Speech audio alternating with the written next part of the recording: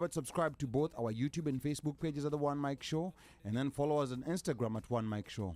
We're also taking live calls tonight at 202-683-4570. Press star 5 to speak. The number again is 202-683-4570. Press star 5 to speak. So save that number.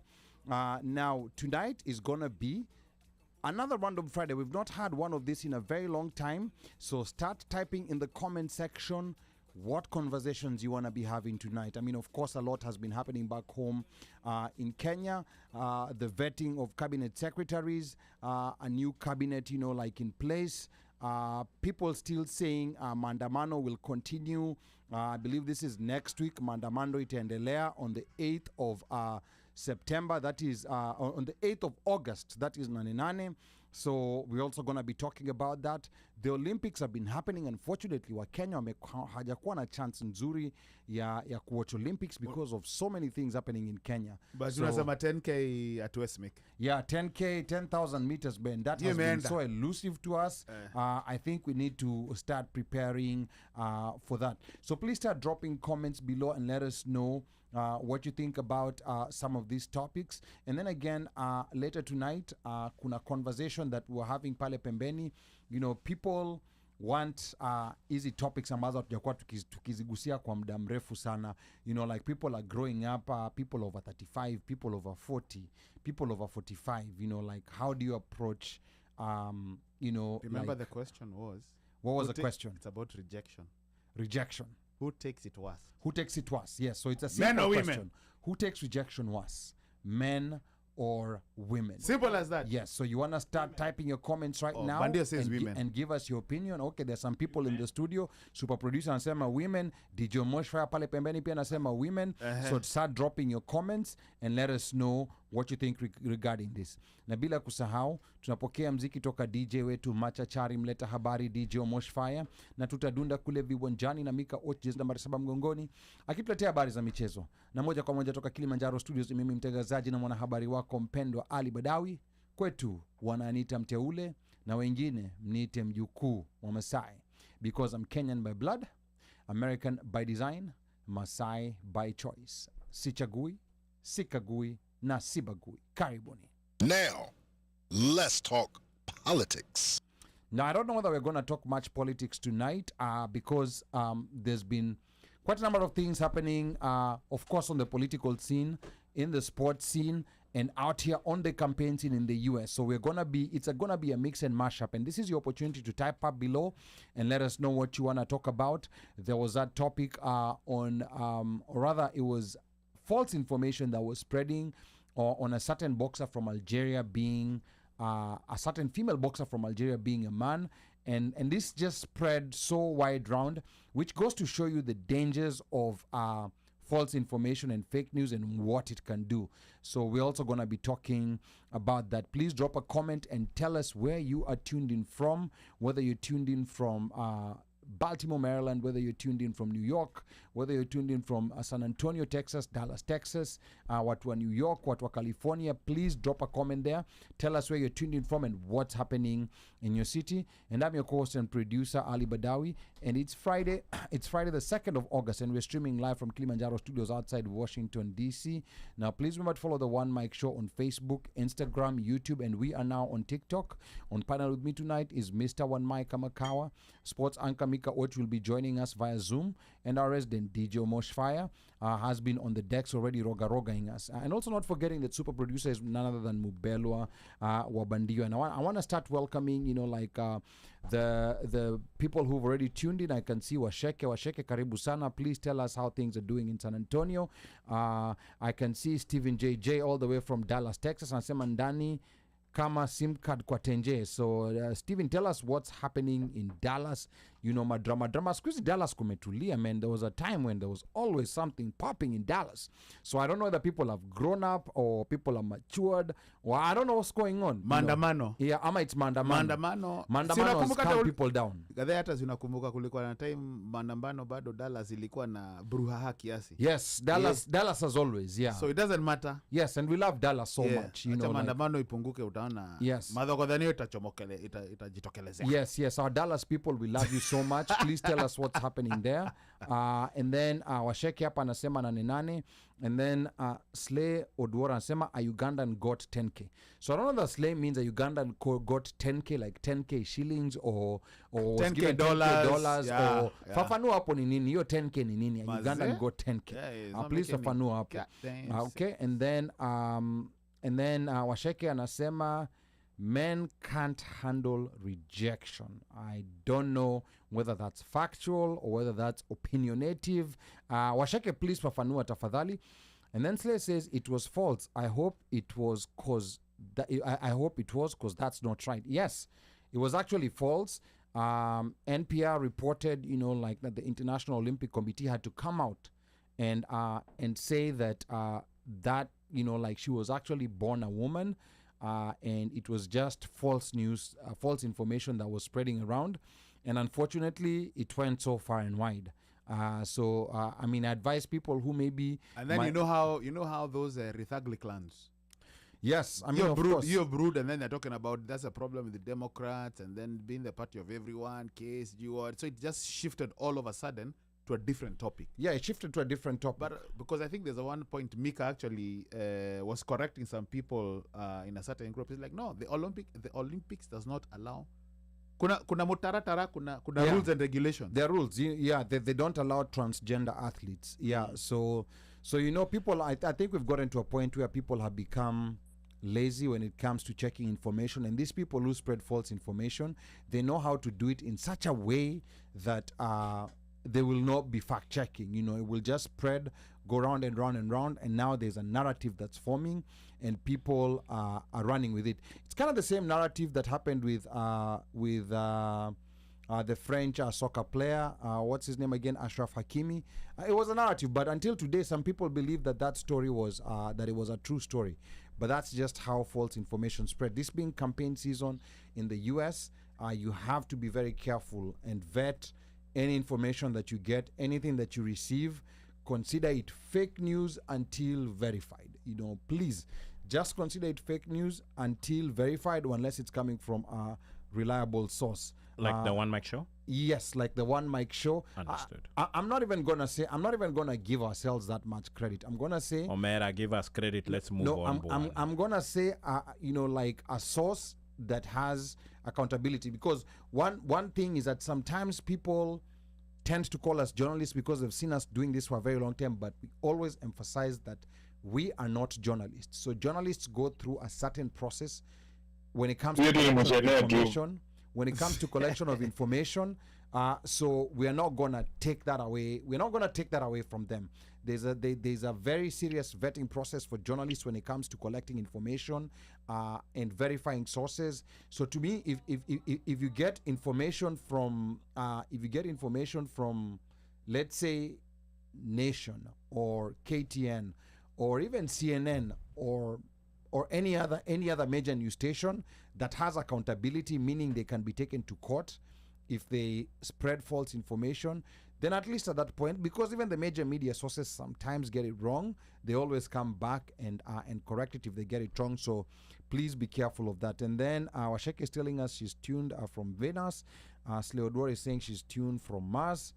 And then Slay anatuambia mnachoma, mnashout. And then Slay tells us the Ugandan the 10K Ugandan is a 10,000 meters race. So we're also going to be talking about that. But at the moment, I want to come back to the studio. Welcome all the other panelists. I'm going to start with you, DJ Moshfire. How has your week been?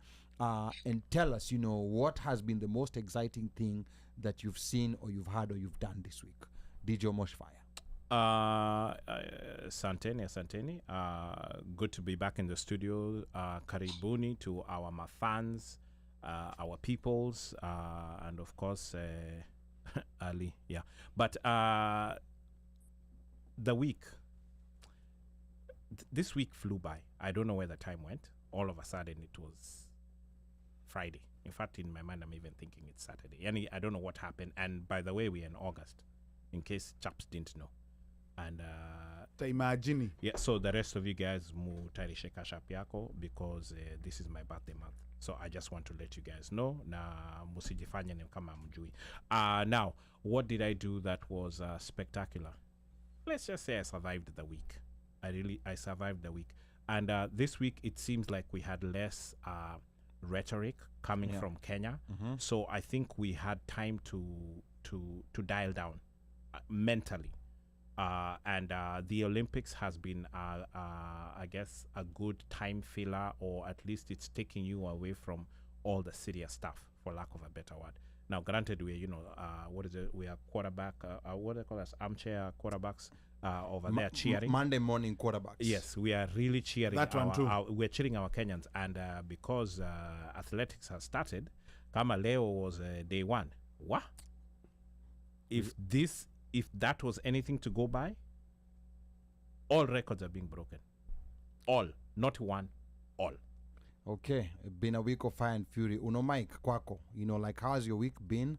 What are the most exciting things you've had, seen, or done this week? Uno Mike. Let us just say that Jobo Nyahunyo has been cracked thoroughly, properly. And much has been raised about the seeming quietness or the sugaring of temperature of the Gen Z and the movement. And that is, some people are asking what is going on or whatever. In addition to that, still, our ear on the ground, 2020, the 2023-2024 finance bill was declared null and void, illegal by the Court of Appeal. Sawa narudi 2022-2023. 2022, yeah. Yes. So that was Uhuru's. Yeah. So there's a I'm not gonna say a love-hate. For lack of a better word, it's a love-hate relationship because you're looking at the Olympics, you're looking at what's going on, but then in the background, you're like the same country that is hosting is the same country that is banning their athletes, barring their athletes, and it's one of those you're like, okay, help me understand what the hell is going on over there. Like the lady, we're going to discuss about her, banning the hijab. In fact, we had a side discussion about hijab. Leo tatufunza kakitu. For those who don't know, the US women's team, after 100 years, wameshinda medal. They medaled in the sevens. After 100 years. The US sevens rugby team. Women rugby team. The last time the US won a medal was 1924. But was rugby in the rugby Olympics? 15, yes. Please. Okay. Please. See, baby. Okay. Even the commentators. I don't know. You will verify. Verify. I don't know. The Olympics. I don't know. Rugby is a new sport in the Olympics. That is fine. I don't know. Rugby is yeah. I think they were meaning that when did or maybe 24, not Olympics, but the first medal they have won in 100 years. When was the first Olympics? No. Let me put it this way. I'll say that this is the first medal, the first win. They have whatever you want to call it in 100 years. The US women's team. Okay, that I found that I found that very interesting. Yeah, I think. Okay, no, it is true. That's what they were saying. Let's go. Yeah, look. But anyway, yeah, it has been crazy. Alafu, whatever is going on in Iran, Bado, this idiot, temperatures rising. Let me tell you, this idiot was given a chance. He spoke, but surely. Anyway, this idiot from the butcher of Gaza. Okay, sawa. Let's go. Yeah, so let's go to Mika Och. Asante sana Uno Mike. Let's go to Mika Och. Mika, salimia wasikilizaji na watazamaji. Amio jamani, unmute.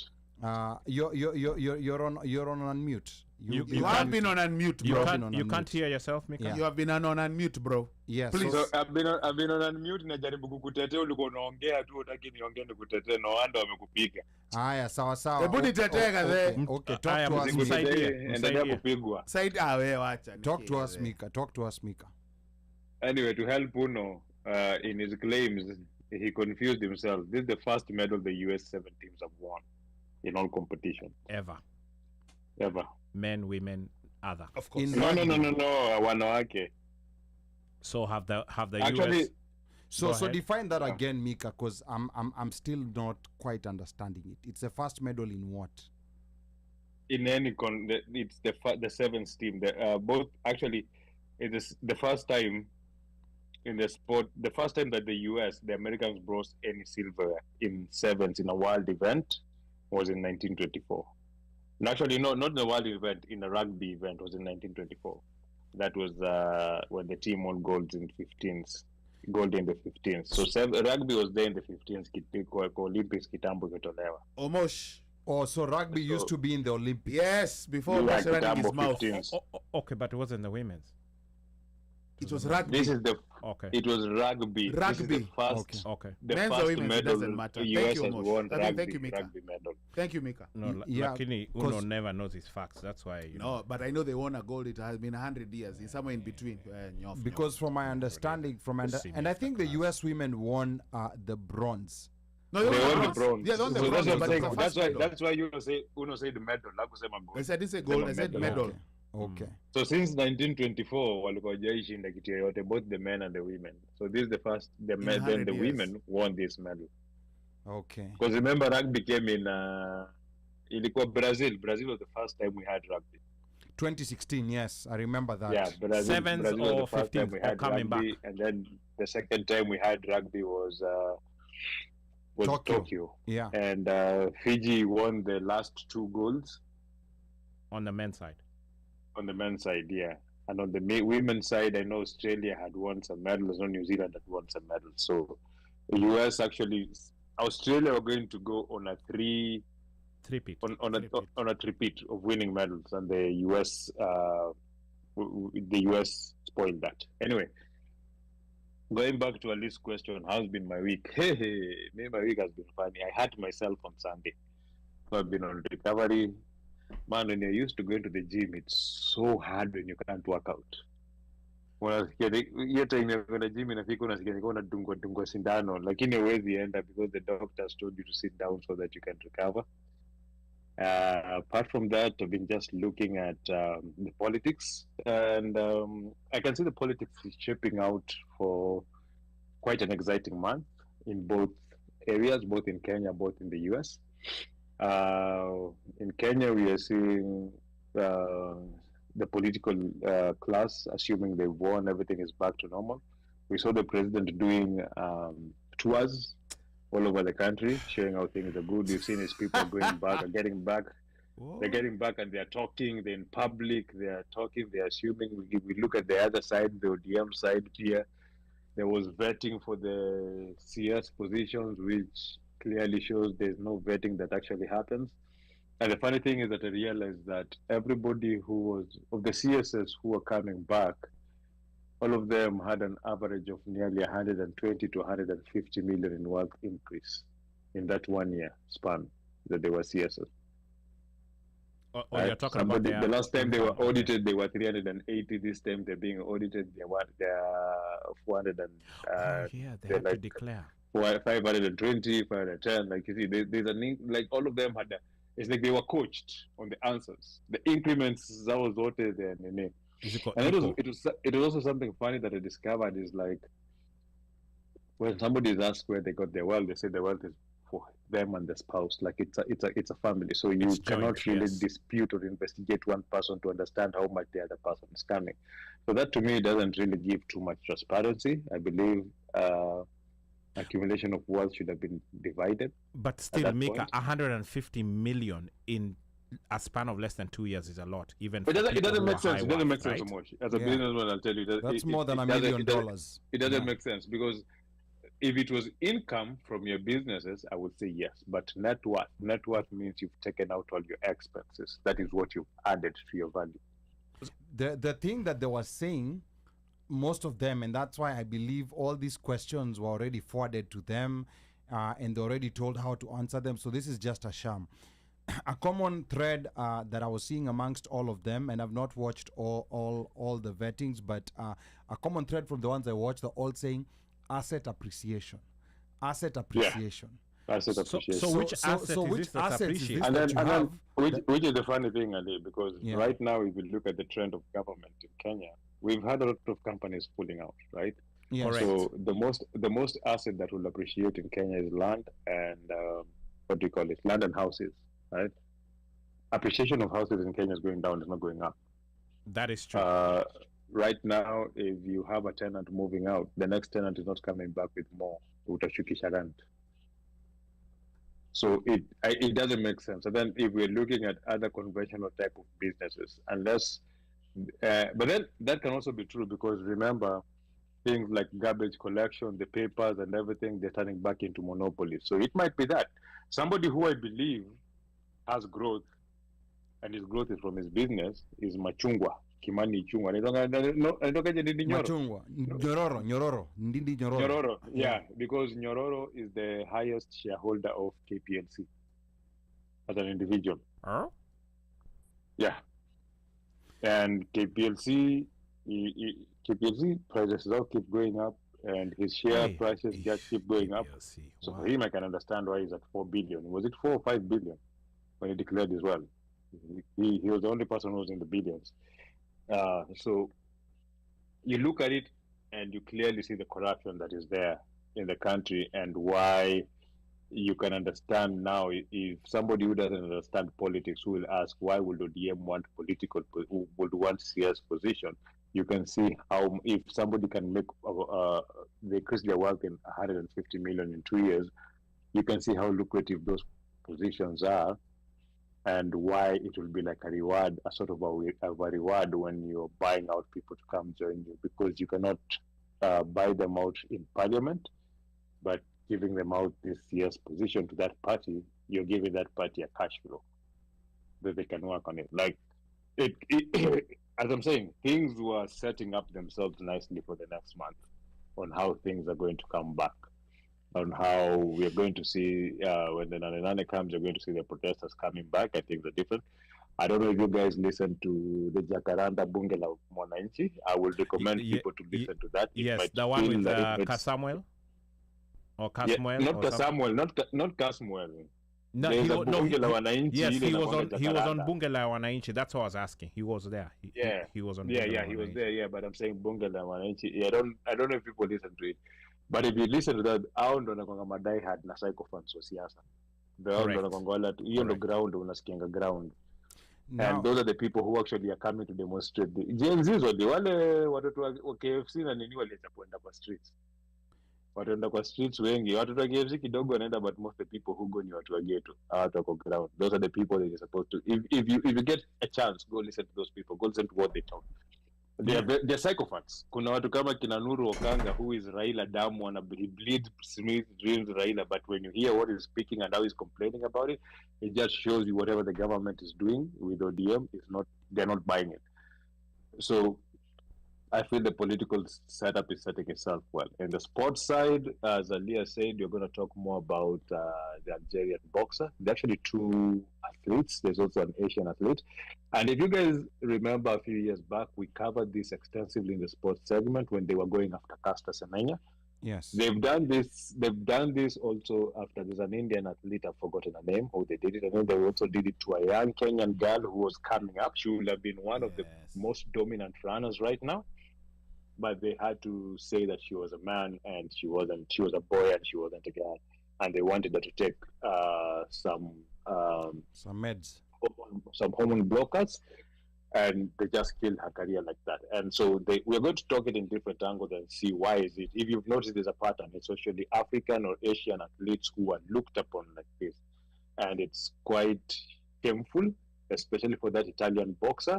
I believe she should never be allowed to box anywhere in this world again. Whatever move she tried to pull was not good at all. And then we're also going on the sports side. Also, what I'm gearing up for the athletics, which is coming up tomorrow. Is a very good day for athletics. If you have nothing to do, turn on your Peacock, put on that athletics channel, and enjoy your day. Okay, back to you, Ali. So, asante sana Mika. So maybe just getting started with the current political situation at home. Now looking forward, because this week has been kind of a calm from when all this started from back the 18th of June. this has been the first week where we've seen some calm. But I always believe, like whenever there's a calm, there's a storm that's brewing. There's a storm that's coming up. So I'm waiting to see and trying to know what direction we're gonna go. A couple of comments were coming here while Mika was talking. Washeke says, Washeke Ndirangu, all this vetting was just window dressings. Their appreciation of their wealth doesn't follow normal economic growth. I totally agree. And then Washeke says there is a bias when dealing with Africans and Asians. I believe that's to do with this issue of transgender athletes.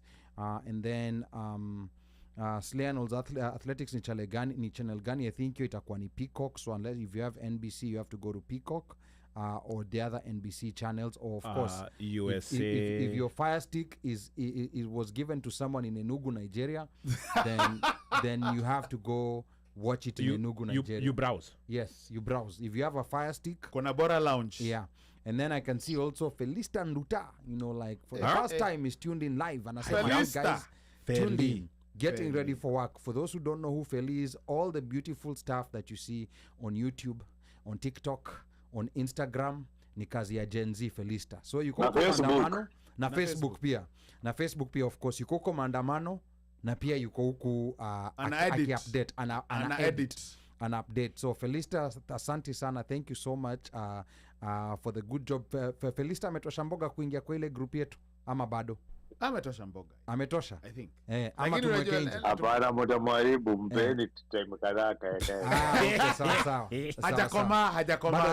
Hajakoma. Okay, sawa.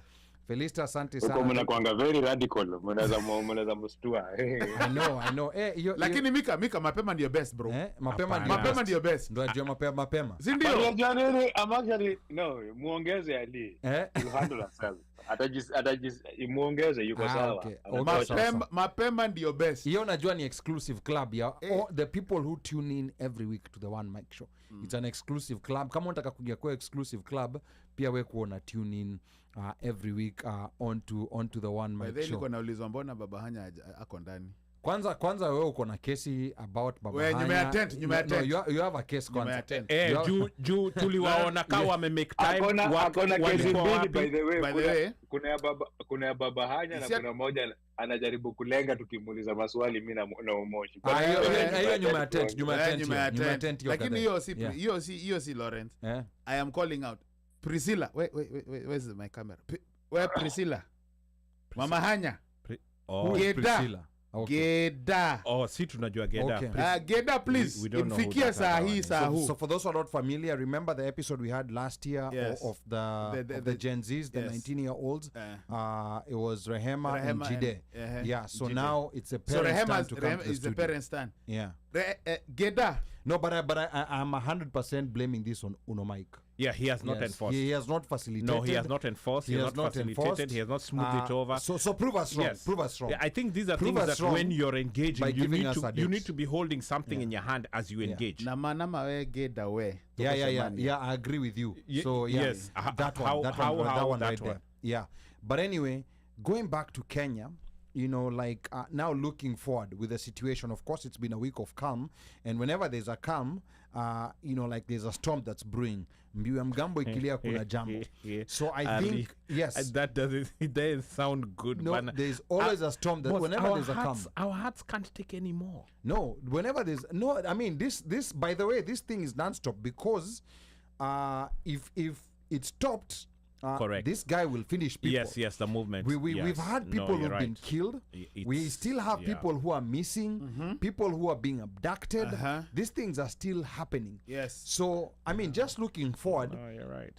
One thing that I'd like to see, yes, of course, we have to keep up with the pressure, the maandamano, like the different forums on X, Bunge la Mwananchi, and all these other spaces where people are really agitating for proper economic change, end of corruption, because that's really what's killing Kenya. Out of the 4 trillion budget we have every year, a whole 1 trillion goes to budgeted corruption. Thank you. That's where you see, chokoras like Oscar Sudi flossing, like 17 million shilling watches, when people are out here struggling. This right here, this is the moment to confront this, because if we're not going to confront this now, we'll never be able to. So I think going forward, I think what needs to happen, and we're very sensitive at what the mobilizers are doing, what people are doing on the ground. We really appreciate that. But one very important thing that I think people need to start planning right now is registering to vote. And before you register to vote, Take your ID. First of all, IBC needs to be constituted, which the process is already going, not very smooth, but it's moving. But you must have your ID. So if you're Kenyan and you do not have an ID, please make sure you go get your ID. Of course, you see there was that issue where they started charging for the ID, so they're making it more difficult for people to get the IDs. They started charging exorbitant fees Was for it the a IDs. thou? Yeah, it's 1,000 shillings. I think it used to be 100 bob. And now I it's don't moved even to remember. 1,000 shillings. I It's paid, moved to but I don't 1,000 remember shillings. what it was. So that's right there. That's a way of barring a lot of people from getting their IDs. Now, when you don't have an ID, you can't register to vote. So I think that's a campaign that needs to start now to get people to have IDs. If you're here in the diaspora, you know, people in the diaspora, especially who have green cards and American passports, they tend to neglect, you know, like the validity of their Kenyan passports. And you shouldn't. And their Kenyan IDs. You should not do that. Please, please, please. Make sure you have a valid passport. Even if you're not traveling, even if you're not planning to travel, make sure you have a valid passport, because when that window comes to register in the diaspora, you want to be ready. I was gonna ask what valid means, because valid, there is valid for travel and valid for this case. No, a valid passport, a passport that's Wait, not what do you mean a expired. valid? Okay, so you know normally you can use your passport as a form of ID even if it's actually expired. Up to a certain point. To register. No. Yeah. As a valid ID, not for travel. No, There's to, a big difference. That's okay. why I was Yes. asking that. That's why I was asking to register that question. to register To vote. to vote. Yes. The passport has to be valid. It cannot be expired. Okay, cool. Yeah. And you also have. They had said last time when we registered that you could also use your ID. So Now, so originally, originally, okay, Mtata. no, originally It was your. it was just your ID. you could not use your passport. correct. Yeah, originally, Correct. which was a way of disenfranchising diasporans. But Omtata, man, this guy Omtata went to court. Amkia Yep. Mtata is the It- truth. But now the problem, it was in the middle of the process. So some Correct. people Wow. already had that information Yes. that if I don't have an ID, I can't can't vote. register. Can't And they never register. showed. Yeah. And then in the middle of the exercise, the rules, the The game rules changed, and you see there were very few registration centers, DC, New York, and LA. So Correct. people had to travel, people had to plan travel and everything. Yes. So I think people have to be ready now. Before those dates come, before that short window comes, because IBC, especially the diaspora, they like throwing surprises. They will throw surprises. Yeah. Not that they So like. now- Those jokers will show up in So January. they and came then- 2 weeks before career. It was a. They opened a they 2-week gave us window. about. They gave, it was a 2-week window, and then. Yeah, 'cause I remember I it was in Kenya. March. I was it in March? Kenya when they February. announced it. It was in February. No, I was in Kenya when they announced it. I Which think it was was- like the second week of January. Yeah, is when And then they announced, said yes. we are coming there in like less than 3 weeks, in the first week Correct. of February. Correct. Yeah, And they within were 2 weeks. and they were here for 2 weeks, and then August we voted. Yeah, and then in August we voted. So it was difficult for people who had not planned, people who had not. And somewhere in between that, they had to verify what they had taken. So if they had screwed up somewhere along the line, and you were one of those who was screwed up, you only found out at the point in time when you were actually when you were actually coming in to vote, Yes. because you would not have been on the voter roll, They even though did you something. had. Because there were some people who had some Madagodanios going on over there. Ali saw that in person. Remember? Yes. There were yes. people, and if you had not come with whatever you Whatever you chetty- registered with, that yeah. chetty, you remember they were giving us They're giving a slip. yes, a little slip. Yeah. Then it became an identification card. Yes. Initially, it started as a it's slip. whatever was showing on the Kim's kit. If the Kim's kit showed passport, you could not show up with an ID. No, you couldn't. If yes. the Kim's kit showed you registered with an ID, you could not show up with a passport. So those are the things that I think we now need to start preparing at a constituency level. I mean, of course, the diaspora is wide, but then we need to figure out how to start pushing people to get their passports ready, so that by the time when the time for registration comes, because there's a possibility of having a recall election. A recall election may not involve us in the diaspora, but anything, like from If a it involves a referendum, president. anything it will that involves involve a president, Yes. yes, that will involve us. Yes. So I say let's be prepared, because I think that is the place where if people talk, then we shall not be able, the powers that be will not be able to ignore. But you remember see- what happened back in 2005 when the first referendum, when the people spoke, Kibaki had to release more than half of his cabinet. He fired the cabinet. He fired the cabinet. All of it. All of them. He fired the cabinet. So that's why I'm saying this is the place where we have to show. People have to come with a show of force. But you see- because I feel like the political class is still not getting it. But here's the thing, Ali. Yeah. And I was talking to somebody actually just before we started the show, before you guys came in, and he was talking about how, you cannot wait until 2027, because by then these guys are gonna thief and thief and thief. What needs to happen is that the momentum needs It's to now. continue. Yeah. It's now or never. Yeah. Because this guy and Akina and that chokora of ours, that chokora, Sudi, they need to go. They need to bounce. They need to bounce. But I'm Well, like, okay, fine. There's that one, but then there's also there's a process and a procedure, and those are the things that those are the realities that we have to deal with. There's a recall procedure, but IBC has to be constituted in order for the recall procedure to be effective. Yeah. IBC na constitualini. So they're saying within 90 days. I think it's within 90 days of when those names were submitted to Parliament. So within 90 days of the names being submitted. No. Within 90 days. Within Yeah, 90 that's what he's days. asking, yeah. I think within 90 days they have to name the people who are gonna be the IBC commissioners. So within 90 days of the signing. No. Within 90 days of when the names were submitted. The names were submitted, I believe, last week or the week before last week. Oh, they did submit it? Yes, they did submit the name of the committee that will be proposed, will be constituted in selecting those commissioners. Oh, yeah. So that's what's okay. been because there's a committee, because they like the majority basically coalition from the minority the interview coalition. panel. Yeah, the interview panel, religious groups, and then they will nominate. They will nominate a which in couple of itself names. was causing problems. But It was causing problems. But nominating the nominators was causing problems. It So when is. the nominators nominate the nominees, it's gonna cause more problems. like Madhogodhanio.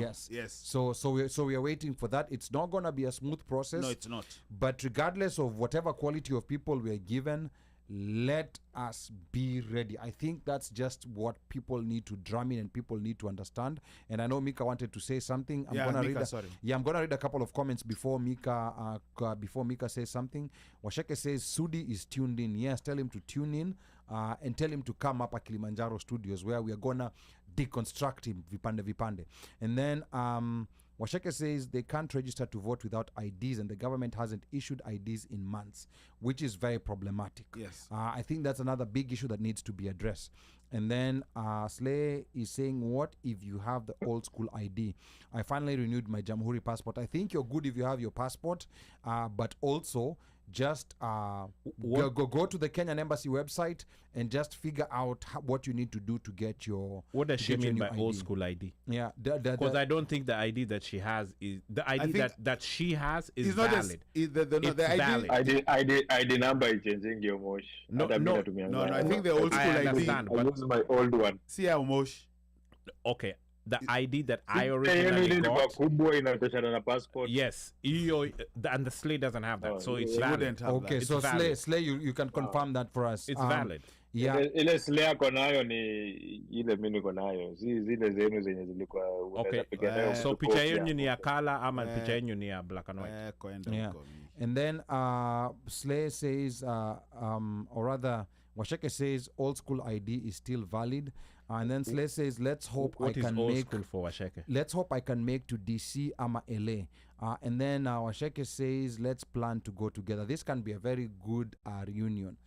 for the One Mike Show fan club. So we can start preparing right now. And then we can take a big house, a big what do you call Airbnb? Ama we can convert a Bosch big house to an Airbnb. You said then, it. and then we'll figure things out there. And then we'll start eliminating people like Big Brother. But anyway, Washeki again says, or rather Evans Marube, saying Gen Z are demanding 3 slots in IBC on Nane protests. Okay, I'm interested to see in what's happening, what's going to happen in the Nane protests. So yeah, so that's where we are. And Mika had something you wanted to say. Mika, twende kazi. No, me, I was asking why you guys don't like Sudi, but anyway. I mean, we don't we don't dislike him. We just dislike Sudism. We just dislike Sudi. Engineer. No, there's a name you've called him right now. Anyway. No, it's this guy. Chokora. Chokora. I only one mic. Yeah. But yeah, so I think it is important. I will repeat this. It's pertinent that we are prepared to fight this politically. I like this movement as it's going, and the pressure and the belly under fire that the current leadership is on. But then it has to be converted to something at some point. So you know, I was telling somebody, you know, to add to your point, I was like, right now, many people think that Vasco Danganya amewa chapa checkmate. Checkmate, yeah. Bado unaweza sema amewa chapa check.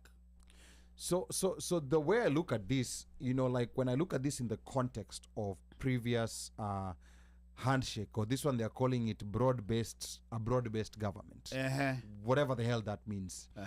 But the inamaanisha ni Broadways imepakwa nini, imepakwa blue band. The one unique thing about this handshake that a lot of people are not paying attention to is how early it came compared to previous ones. When Raila did a handshake with Moi was almost going out of power. It was, I think, in 2001. Moi was almost going out. I think it was almost 2002, the election year, when Raila did a handshake with Kibaki. It was after the election of the first term, so it was in the second. It was in Kibaki's second term. When Raila did a handshake with Uhuru, it was towards the end of Uhuru's term, in the second term. But now this handshake with Ruto has come so early, within 20 months of Ruto being sworn in. What does this tell you? It tells you, because usually these marriages, they usually don't have the temerity to last for a long time. So that means there will be another implosion. I want you guys to record this moment for when the next implosion comes, because 3 years is a very long time. 3 years is a very long time. So this marriage will not survive 3 years, because typically these kinds of marriages, they're usually towards an election. And remember, the last marriage to have an implosion was the one between Raila and Moi. For those who remember what happened at that time, 02 or 3. That one 02. No, not 03. No, it was, I think it was either 2001. It was before. It was because the election was before 02. That was before. Yeah, that was before. Right, election was in election. 2002. That's what I meant. Election was in 2002. Yes. I can't remember the exact date and the exact. It was somewhere either in 2001 or early, somewhere early 2002. It was 01, I think. So what happened early is that 2001, because you remember Raila came in, and then Raila was given the SG position, which was something very unheard of in KANU at that time. Raila was even given a ministry. He was given the ministry. Yeah, he was given a ministry, and then he was given SG. But the SG is what people saw that, okay, now that he's come as an SG, is that when people are like, whoa. All the KANU diehards were like, so is he going to be given the succession? The mantle. succession. Yeah. So I think, you know, like each one of them was trying to outmaneuver the other. Raila was trying to outmaneuver Moi, and Moi was trying to outmaneuver Raila, because by bringing in Raila, Moi calmed down the temperatures, but I don't think he ever had the intention of giving the mantle to Raila. So when Raila realized that this mantle is not being given to him, he bolted out of that alliance. And when he bolted out with people from Kanu. I mean, Raila single-handedly destroyed Kanu, and Kanu never recovered from the time when Raila destroyed it. Yeah. So yeah, I think Moi's game plan, Ali, Yeah. was more of like he was gonna bring Raila close, take Raila away from building himself as a candidate, because if Raila would have built himself as a candidate, he was gonna basically be a problem for whoever Moi was gonna who was gonna come after Moi. Raila would have beaten Uhuru clean if they had gone head to head. So when he delayed Raila leaving, and the other candidates had already showed their position, and even Nak was not that strong. So what Moi, I think, was hoping was that Raila is going to run for himself with the people that he Yes. had, Kina Wamalu, Kina Nani, the people that he had behind him that were backing him. And Moi was hoping that Raila was going to split the opposition vote yes, and allow Uhuru to pass katikati yao and Penye. yes, that was Now, the plan. what Moi didn't realize was when Raila said Kibaki, was that Raila will pull back and say Kibaki tosha. Yes, because And Raila. that messed up Kanu kabisa. Yes, actually, before Raila said Kibaki Tosha, he was supposed to merge with a party called Ford People. Ford People Simeon was Nyachai. Simeon Nyachai. Yes. So that would have split the vote. That would have evenly split the vote three-way, and Uhuru would have pitted katikati, because that's how Moi won the 92 elections. If you Google the results of the 92 elections, because remember, before 2010 constitution, there was no requirement of 50% plus one. It was whoever won, whoever had the majority votes. You did not have to have whoever had plurality won. You didn't have to have majority 50% plus one. Wasn't it still Mulolongo? That No, was 97. no. Mlolongo So it was not Mlolongo. Party nominations. So was Mlolongo was not. It was Kanu nomination. It was actually Kanu nominations. Kanu that was nominations, Mlolongo. because I remember, participating in one. Back in those days, we were the guys on the ground. Who were getting paid in case things get ugly. You are the men in black. Ingekuje kuwe, yeah. In case things get ugly. So there was one time I remember there was some Kanu nominations that were happening at Nyao Stadium, and then there was this candidate who clearly had a longer line, and she was winning. This was for a civic seat, and this is something live that I was right there. So me, the role I had, because I was, Were you dressed in black? no, I wasn't dressed in black. So at that time, I was just following instructions. So there was a bunch of people who we were supposed to kind of facilitate. Disrupt. No, we were supposed to facilitate so that in case disruption is needed, they're ready. And unfortunately, that's how Kenyan politics used to run. So I did see this candidate. She was clearly the more popular candidate. The line was longer. As the shorter line was counted, as this other one was being counted, and this one's clearly knew that they're gonna be defeated. Suddenly, a bunch of people walitokea na manyaunyo. Like they were just right there. Some of them on the line walitokea na manyaunyo, and they start whipping everyone. Now, if you start seeing people being whipped, what do? You run. So the people on the other shorter line were not being whipped. So they'd already been instructed that whips zitatoka, but nyi msitoke kwa line. So on this other line, people are being whipped. They've run.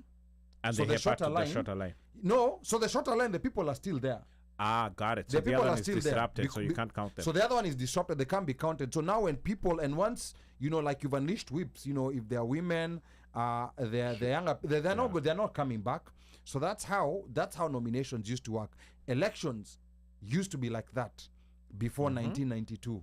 Before 1992 multipartyism. For those who don't remember. I remember. That's why. Yeah. That's why I said what I said. Yes, so elections used to be like that, and Moi would decide who's the winner in whatever constituency, because it would be determined. And who are the IEBC of those days? It was the chief's office. And who appoints the chief? It is. It comes from the office of the president. Yeah. So it was a very, very messed up. Damned if you do, process. damned if you don't. Yeah. If you do, damned if you don't. Slay is asking if this actually what year this was. Oh my Mlolongos were there until 2002, because after 92 they stopped Mlolongos in the general elections, but KANU nominations were still, because in the 90s KANU still had some clout. So because Moi was still president, so KANU nominations were still being done using Mlolongos, the most corrupt. And then general elections used to be done with ballot boxes that were black like a blackboard. So like the way nowadays we have transparent ballot boxes, you can see all the whatevers. So now those ones, they used to be black. So what happens, they come stuffed with Moi's votes, because ikifika kwa polling station it's black, you don't see what's inside. So you go vote, mnaona like we voted this other guy, but Moi ends up getting more votes because the ballot box was already stuffed beforehand. And guess who's been using that tactic more recently? Tanzania. Magufuli's election, where he won 99% ballot stuffing. That's what they were doing. And next year Tanzania has an election. Let's wait to see like what's gonna happen. Bandio will give us an update on that. So we are in a space where now, with this coming back to this handshake, it's a different one because it has happened so early. I don't think I think this was a card that this was a joker that Ruto was keeping close to his chest to use it right before 2027 elections for realignments, but he had to pull it out because of the chaos. So if his government took 20 months, so I don't see us going another 20 months. And that's why I'm telling people to mark this. There will be another major earthquake, political earthquake.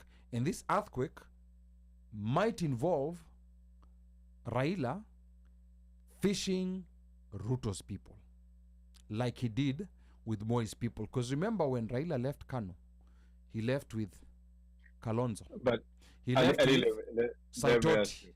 He left with all the major people. The only person who remained back was Mudavadi, and he was given VP for a couple of months. Mika, you have a question.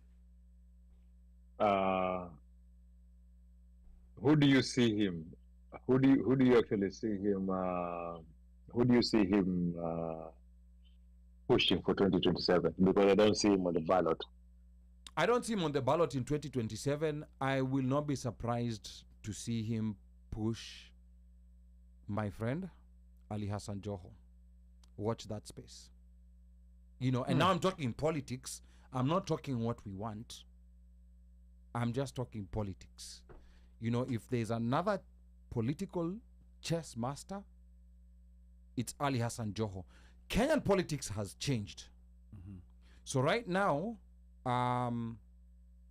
we don't know, until we have a sample recall election, we really will not know the strength of this new movement until we have a recall or we have a by-election. Of course, because usually by-elections are usually the spaces where sitting governments and anticipating governments, that's where they go, like wanapima na nguvu pale. That's where they go try to see who's stronger. And there was evidence, like before Jubilee won in 2013, you started seeing them win a slew of by-elections in Kajiado County and in certain parts. And that was similar to UDA. You started seeing them start winning by-elections in certain parts. So I think until when we have that, that's when we'll be able, because unfortunately, street action has, for street action, for us to claim the street action was effective, we have to see what happens in the ballot. There's a lot of, like trying to block like the issue with IDs and IBC not being there. I think that is where that is going to, that right there is the yes. So that's the issue. So I think that's the thing that people need to pay closer attention to.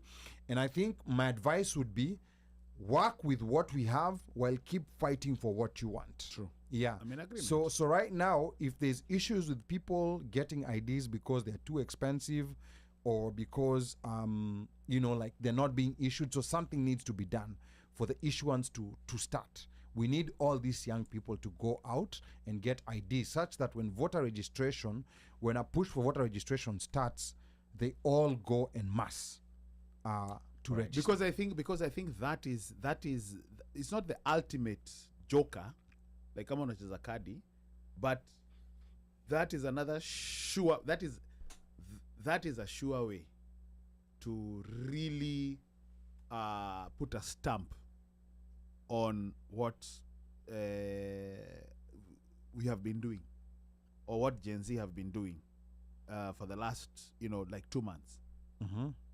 Whatever happens in 2027, it's really going to be a window, because there's deflation right now because of what's going on. People are still being killed, people are disappearing, and right now probably things are simmering. Spaces are still going on. Spaces are still happening. Deep. Yeah. They are still going on. They are more deep. focused. They're not as big as they used to be, but they're more focused. They're now more focused on certain now topics. on certain topics, you Yeah. know, like and then that is an area and a forum where people are learning. And if in addition to the spaces, people really take to heart registration, register to vote. Yeah. Right now, they can probably try to put in place impediments, humps, bumps, roadblocks, red tape, Voter suppression. for lack of a better word. Yes, Yeah. that is the word. Voter suppression. Mhm. Ultimately, like at some point, because these guys are probably looking and seeing, what, this shit is winding down. Because remember, everybody, this is so budgeted and it is so in depth. The tentacles are so deep. If you try to yank, you're really going to destabilize a lot. You're really going, because right now people are looking. I'm sure some of these gluttonous chokora idiots are looking at this and say, "What hapa kimeumana?" Because if mofos themselves are not even driving in those big fancy cars of theirs, I'm sure there's a clip. You've seen the clip going around of how Muhammad Ali was being heckled Yeah. In Mombasa. in Mombasa. Yeah. Mhm. So it's not checkmate. It's not checkmate. It's just check.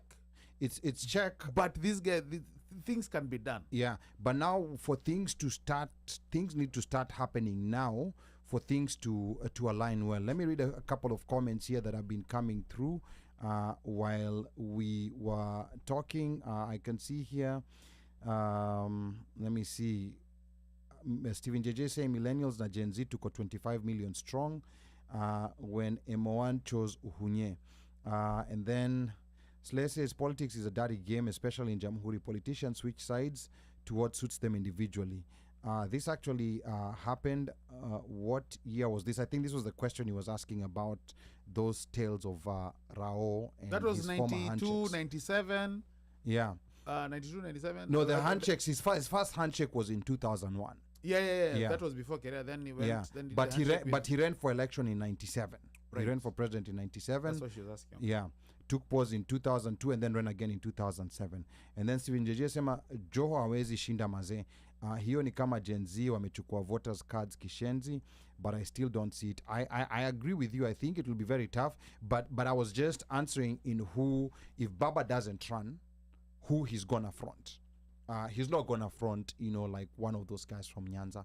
I mean, of course, we know that that's not gonna happen. He's not gonna do that. He's not gonna front someone Why from do you Nyanza. think he wouldn't front He wouldn't front. someone from Nyanza? He wouldn't front someone from Nyanza because he does not want that perception of he was the leader and then now he's fronting it to another Luo. So I Hold think up, that's the hold reason up. why. Baba is usually very conscious of that. Okay. No, nina swali. I can see that. Yeah.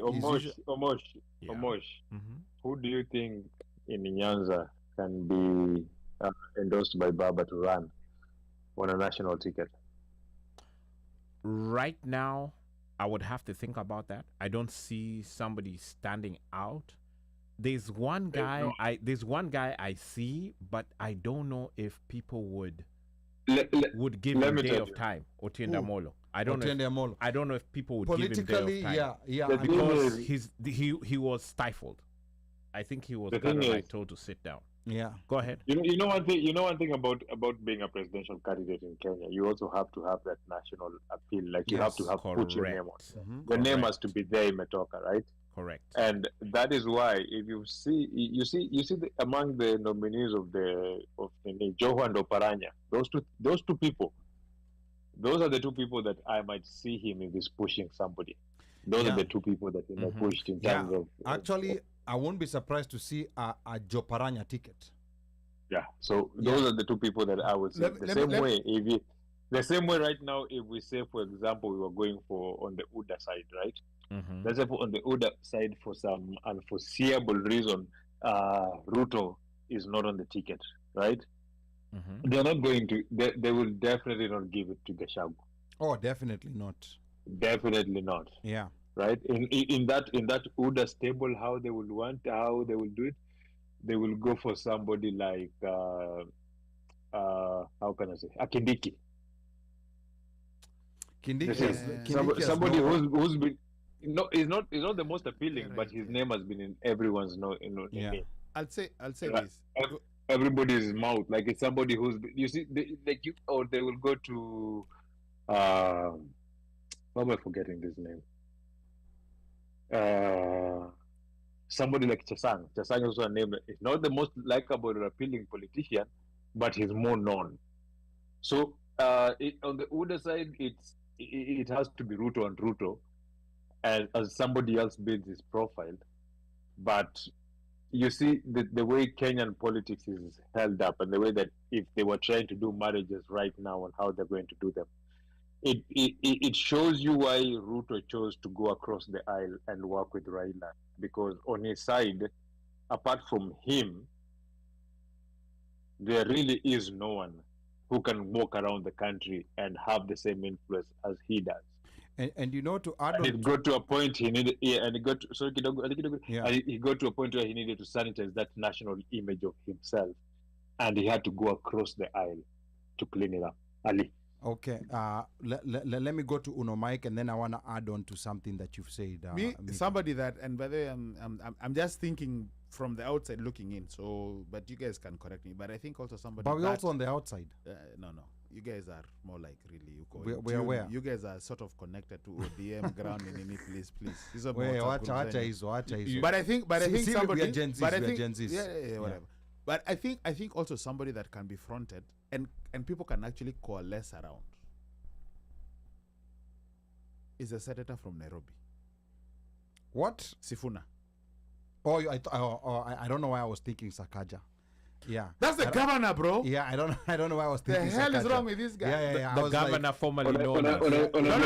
I'm talking about That's Sifuna. what. Yes. no, Sifuna. Yes. Sifuna, I think. Sifuna it can be. So here's It's my either advice. he goes in or he doesn't. He can be. But the way so Yeah. far, But here's my because he's been trying to balance both, which has been a very difficult balance. You know, like being with Gen Z and sticking with ODM, it's a very difficult You have to balance. pick one side. You know, and for those who are tuned in, you know, like I think this is a point at which I'll tell you, don't be surprised to see someone with a name rhyming with Miguna, you know, in studio. I'm not gonna say his name, but anyway, we're talking about Sifuna.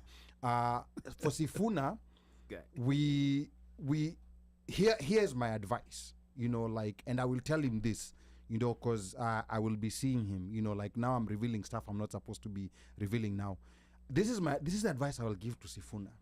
You know, Sifuna, if this is the time, you know, and this is the right part to make a consequential political move. Does anyone here remember the political move that made Raila? Let me just do a quick trivia here. There was a move that he pulled at some point, and that's when he became the Raila we know today. Does anyone remember what exactly he did? This was in the 90s. So this is what happened. This was when The Kanu, Ali, whatever. no. Ngoja tusikie Mika. I thought Yeah, Mika. No. When he left for the Kenya Boom. and went and created his own party. So it wasn't only leaving for Kenya, he resigned He from resigned, yeah. parliament. Office, He was yeah. member of parliament Langata. He resigned, left Fort Kenya because there was a after Jaramogi died, the father, there was a wrangle on the leadership of Fort Kenya, because Fort Kenya at that time was a very big political party. It was bigger than what ODM is right now. It was bigger than what UDA. It was a very big party. So there was a leadership wrangle, and Kijana Wamalwa, won that wrangle. So he decided to form his own party. So he resigned so that he could run for his seat under a different ticket, and formed the party. I think it was called. Was it called NDP or LDP?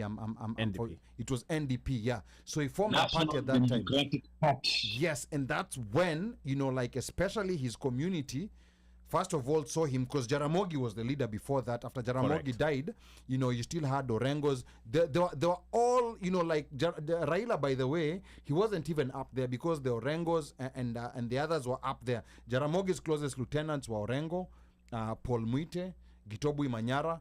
He had a very nationalistic outlook. And the late Nani Masinde Muliro. Actually, The late Masinde Muliro too. Yeah, so those were Jaramogi's lieutenants. So when Raila did that, that's when his community first of all saw him, as someone who's strong, who can make decisions, and that's when he started building his national appeal, because he's always run for parliament in Nairobi. Raila has never run for parliament in Bondo. He's always run for parliament in Nairobi. So now, coming back to Sifuna, what Sifuna needs to do right now: resign. Once IBC is reconstituted, resign, seek a fresh mandate.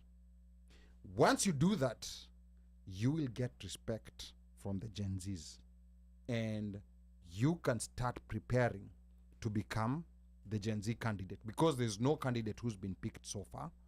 So I think this is the time. This is the time to take, and the move is risky. Yeah, I like because Sifuna. if you resign, I like Sifuna. because if you Yeah, resign, it is a risky move. Yeah. it's a risky move. But Even when Raila resigned, but it was the very payoff, risky. Yeah, the payoff The is payoff. man. payoff could be so big and so spectacular, because once you've resigned and you've been re-elected in a cosmopolitan county like Nairobi, after resigning on your own accord, you've unleashed the shackles of Meaning of- he doesn't owe But, anybody. you know- you don't owe anyone anything. Then Ali, it's a big risk, yes, but the potential reward is big. We have a caller, but Mika, real quick, say what you have to say, and then we're gonna pick a caller. Number to No, call: me what I wanted to say about- 202-683-4570 *5 to speak. Mika. what I want to say about people, what people don't understand about Sifuna is that Sifuna is actually supposed to be in Fort Kenya, ile chama ya Weta, because his dad was actually an MP in Bungoma. Yes. With Yes, Fort With Kenya. Fort Kenya, yeah. Like hiyo ndo chama yao hiyo nini, right? So him also carving his path into ODM and into making his way, it's some work that he has done, and he has worked on his political career that way. It's a path he's carved out, right? He wasn't given. He came from somebody who came from the outfield, from outside, gotten into the party, and that is why he's usually fought by a lot of Luo Nyanza politicians. They want to block that pathway, because the way they did for Babu, and they want to block that pathway for him. Now, as Aliyah said, right now, you will feel like somebody who's worked in a party to get to that position where he is will be torn in between staying out and toughing it out here where I've built myself, or starting myself together. And he's at a crossroad. And unfortunately, Ali, you put him on the crosshairs with what you said, because sasa watu watasikia, wataanza kumuuliza kama atafanya hivyo, but don't be surprised in the next election or two by what he pulls out, depending on the cards he plays. But so far, he's been a very shrewd and smart player on that chessboard. Okay, sawa Mika. So that was just my advice. That's just my advice to him, because even if you lose, 3 years is not too far. At least you will have that respect. You will have that respect that like at the top of the mountain, because of what was happening, you are willing to take a risk. Do you remember? I think he was being interviewed. I think it was on before we take this call. I think on the Trevor show, the morning, whatever it's called, the Citizen show. Yeah, Daybreak. Yeah, And he talked about I'm not going to be SG forever. I don't even want to be SG forever. I can I can step down and leave somebody else to whatever. Mm-hmm. That might be a premonition. It might be a To what he was premonition. saying. So do we take the call first, Yes, or do we let's- read the comments? Let's read the comments. 2871, because the comments are coming. We're coming yeah, in. they're hot and coming in fast. thick and fast. Yeah, There's one I wanted to particularly. Well, two yeah, of them. I know. I know which one you want me to read, but Steven JJ alikuwa anasema I can see Kalost. Hawa watu wanacheza chess ingine high stakes. So Kenyanju is putting me on the spot. He's saying I have full heshima for Ali, but today I'm feeling very conflicted. Seeing him Allah. from a new POV, he confessed to a dark past where he worked for 1-800 call goons, and now he tells us that that drug peddler Joho is his boy. Eyebrows raised. So I personally know Joho. You know, like you don't have a choice over people you know and that you don't. I personally know him. So I never worked for 1-800 call goons. It's just that the way elections were set up during those days, if you're participating, like you would find yourself in the middle of things and you don't even know, and you know, Where's Omosh laughing? and you know you're Because Your can you Hapo- just imagine that you're dialing 1-800 for the goons? yeah, I know. So you know, because you're hapo, you're katikati, you're there, you're 19, 20 years old, you're there motivated, you know, elections, but then you're in the middle And you don't of a understand what's process. going on You until don't it understand happens. what's going on Until and it then, happens. and then you're being told, where by the way, chika hizi do, awa say, unawapatia 50-50 bob wote. You know, and where you're there, That's the job you're given. You didn't you're, realize and you're given on the that, spot. that you're the Nyahunyo blocker. Yeah, you're given on the spot. So I didn't even know that these guys who are being paid 50 bob are the ones who have nyahunyos. You know, like in their courts. Because me, I was wondering, I was looking around. Must say the sun is shining, but how come there are so many guys with kabutis? That was the trick. You come with a coat or something, it has a whatever inside. So when things are thick, a signal is thrown, and then they have to do it all at the same time. Because kama ni mtu moja, anaweza kushikwa, akafanywa Correct. mob justice. Correct. So when the signal goes, I think these guys had rehearsed, because that thing, it was like a symphony. It was unleashed. It was like a symphony, and they were all over the place. Wameji distribute on the line everywhere. Yani nyaunyos too, left, right, I and knew center. you were not part of the Nyahunyo receiver. So now, Or they no, remembered no, you. no, sasa mimi, these are guys I know, so they know everyone. Understood. They know everyone. Understood. So maybe I'm trying to understand what in the hell is What is going going on here? So by the time, and things happen so fast, Yes. by the time those nyaunyos are happening and people are gone, and then now there are people, now the agents for the guy with the short line, Yes. they're now insisting, Count now, count count now, count now. There's pressure, Yes. count now. Yes. And then election is over. But anyway, we will talk about those tales another day. And then hapa Stephen Bati anasema, by the way, if we send money for people to collect IDs from diaspora, they will say Ford Foundation iko kitu hapo. So this finance thing is something that the government is trying now to pin on the diaspora, because I think it would be important, you know, like if there are people who can't afford to have a fund somewhere where people can go and get paid for. Because 1,000 shillings, it seems like a little amount to It's us, a lot. but that's a lot of It's a money lot. to someone who's earning maybe 20K a Trust month. me, it is. It's That's a lot of money. It's a lot. Trust Yeah. me, like if you can send somebody 500 shillings right now, Yeah. you're gonna do them major. Yeah, so Major I boost, think yeah. that's problematic. That's voter suppression right there. And then Washeke says civic education has also gone to Mashinani. They are putting a lot of efforts there and deplatforming politicians from pulpits. And then Apa Sambaza again says if there will be independent candidates, I am sure Gen Z will be able to vote them in as independents. That will be a game changer. I hope so. You know, like for president, I don't know. That's still a very difficult nut to crack, but we'll see what happens. Mkiwa mtata. Yeah, and then Slayer anasema was asking hiyo story ya Ali na watu kupigwa nyaunyo. Oh yeah, Think these you things. explain that. Yeah, these things used to happen. And then Gerald Oliech says, I think Baba would front Oparanya, though he is from Western. And meanwhile, Babu Owino is coming Uko, Mile 18. I think Babu Owino wants to become governor Nairobi. I don't know whether he would take the risk of trying to vie for presidency, because I think Babu There's a Owino, lot of dirt. Yeah. I don't see him. He trying has to a lot go of for- that. You He has can- a lot of you- that. I don't see him. Because my other suspicion or my other non-political hat here is like someone like if Sifuna was to decide Yeah. to run for governor, let's say hypothetically, Okay. he No, can no, get it. but if Sifuna and Babu Owino decide decide to run for governor, then that will be more difficult to tell. But who then wins. alafu Sakaja pia- amepita But somebody can be katikati. deputy governor. Ngojeni, kitu moja msisahau ni Yeah. pia kwa governor hapo kuna jamaa anaitwa Wanyonyi Yeah, who was blocked from running. who was last blocked, election, and yeah. that's the guy who will win that That seat guy easy will win it at 7 o'clock in the morning. in Yeah. the morning. Yeah. Yeah. Wanyoni, Wha- 7 in the morning. Yeah, so It's a again, wrap. and then Nathan Wangusi here was asking for the number. We're going to pick up your call Akonayo- shortly. Number again to call is 202-683-4570. Press star 5 to speak. It is a random Friday. And then let me see. Stephen JJ says, hiyo ni a big move kwa hii chess game. He is the SG of ODM. Sifuna ako sawa kabisa. I honestly see him being a president one day. But to be a president, you have to make that risky move. And this is the time. I think the problem with the timing right now is that if you resign at this point as senator, there's no IBC constituted. There's a constituency in Northeastern that has been a member of parliament for For over, That's a over a year. problem. for over a Over a year. year. Yeah, because there's no IBC, so there's no by-elections being held, which I think is very, very problematic. I don't know how this government, this parliament has gotten away with this, because this is so problematic. Because imagine if something happened to both the president and the deputy. Guess what? We are in a power vacuum. Because the speaker is only allowed to 90 be president days. for 60 days. Is it 60 or 90, 90. days?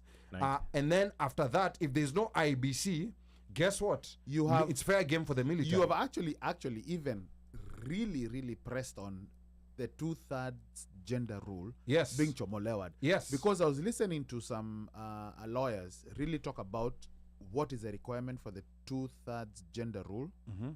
For example, they were saying the constitution of the cabinet should be 6. It's supposed to be It's 24. it's 21 plus the attorney general So they're 24. maximum, No, including the president, whatever. Look or at the cabinet. president and deputy. It's supposed to be Yeah. 25, right? So there'll be but plus president will be 20, plus president and deputy will be 24. So it's supposed to be 16, 8.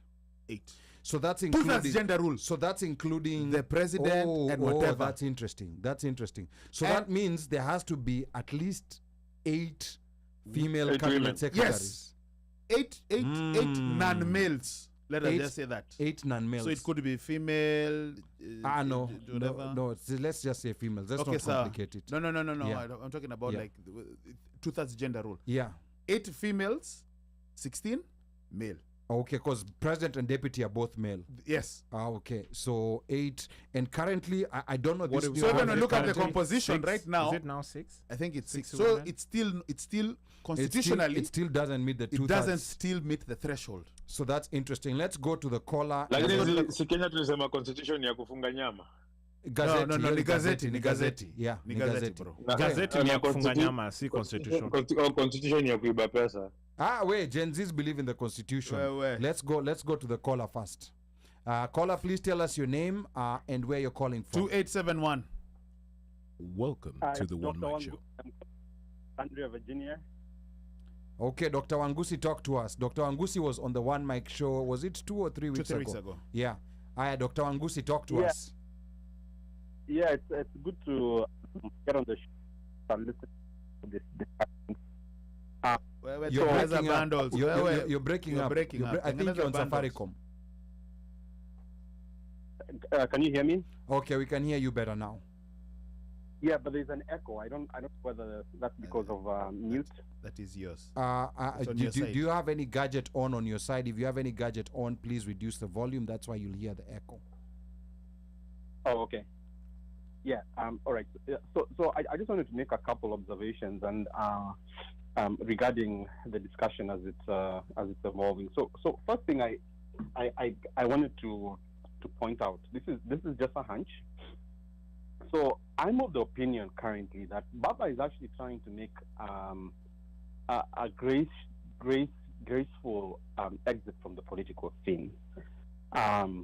So a couple months ago he submitted his candidacy for the AU post, and he's been working towards that kind of consistently, and by all estimates right now, he's definitely one of the top contenders, not just because of his democratic credentials, but also the fact that he has done a lot to campaign, and he has the support of his government. I am one of those people who's of the opinion that we can have our differences when we are at home as Kenyans, but then once we go to the international stage, we are all Kenyans.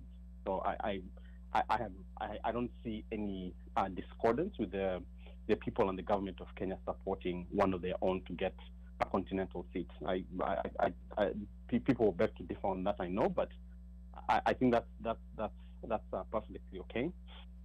And then secondly, if you just observe, for instance, when the CS nominations were made, Joho, Oparanya, who are ODM, part of ODM leadership, were co-opted into government. So, the more popular opinion says that they went there on the expressed endorsement of the president, of the former prime minister. A more plausible explanation to me is that this guy has actually made those decisions independently, right? I think what is already happening that Kenyans are not observing is that there's already political realignment for 2027.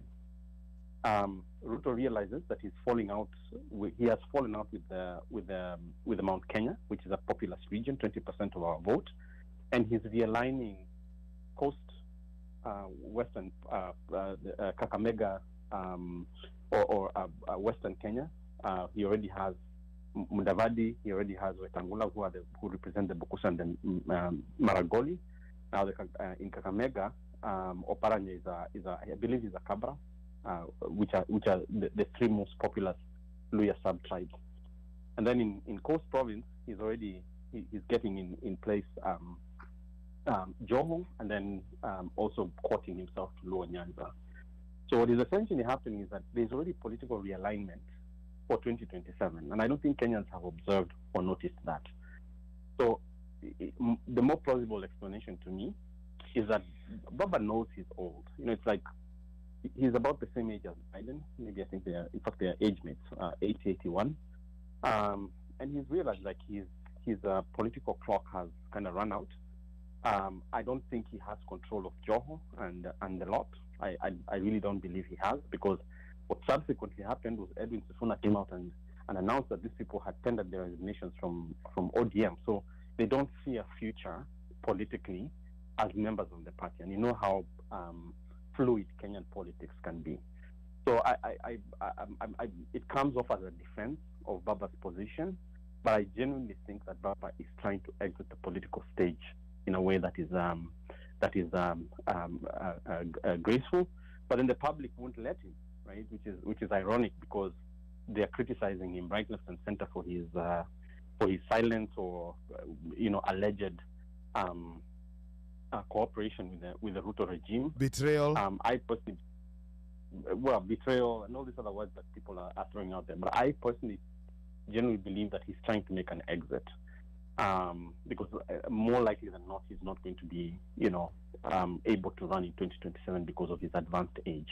Okay. And especially, when you see someone like Biden, who is like a world leader, a Democrat, come out and like exit the stage. I mean, like, people are asking the same question, like if Biden can resign, or he can exit the stage and give the younger generation a chance, who is Baba? Okay. So I think that's what's happening here. Yeah. Those are the undercurrents. Obviously, politically, other things are said, but I think those are really the core undercurrents that are going on. I'll take it back to you. Okay, Dr. Wangusi. I'm just gonna, try to look at this from a three-dimensional perspective. You've been a Baba supporter. I've been a Baba supporter. So I'm trying to look at this from a three-dimensional perspective and an honest perspective, because that's what you're saying is the theory that the party has dished out for people to say because of the backlash that happened. But we know this move does not happen in coordination without Baba's blessing. Whether he was influenced or not, but we know this move of these four members of ODM being appointed to the cabinet, it doesn't happen without Baba's blessing. You know it, I know it, and anyone who's been, within the ODM party knows it. So let's for one be honest, because our country is at a crossroads. And I, let's for once be honest, because our country is at a crossroads. And I know, parties always do this, because I understand how parties work. But this is a very critical moment at which Kenya is, and that's why I feel like Sifuna is between a rock and a hard place. There were two schools of thought in ODM. There are those who are saying we should let Ruto fall, we should not go sanitize him. And then there are these beneficiaries, and the people who are supporting the beneficiaries, they are like, okay, this is an opportunity that has presented itself. We're never going to get another opportunity. And of course, this is a political decision. And right now, we are talking in the moment. We don't know how we're going to be looking at this moment now when we move closer to 2027. And I agree with you, Nathan, that a lot of these parties are trying to make realignment for 2027. But what I know for sure, with how early this handshake came, there will be another major realignment. This is way too early. There's no way this marriage has survived for 3 years. So this right here. Remember, this was a card. Mika Goja Kidogo. This was a card that was pulled out a bit too early, because Ruto was seeing his government going down. So I think there's going to be another realignment. Mika, real quick to you, then we're going to go back to Dr. Nathan. Remember there are some people over here who are feeling misaligned by this marriage right now, right?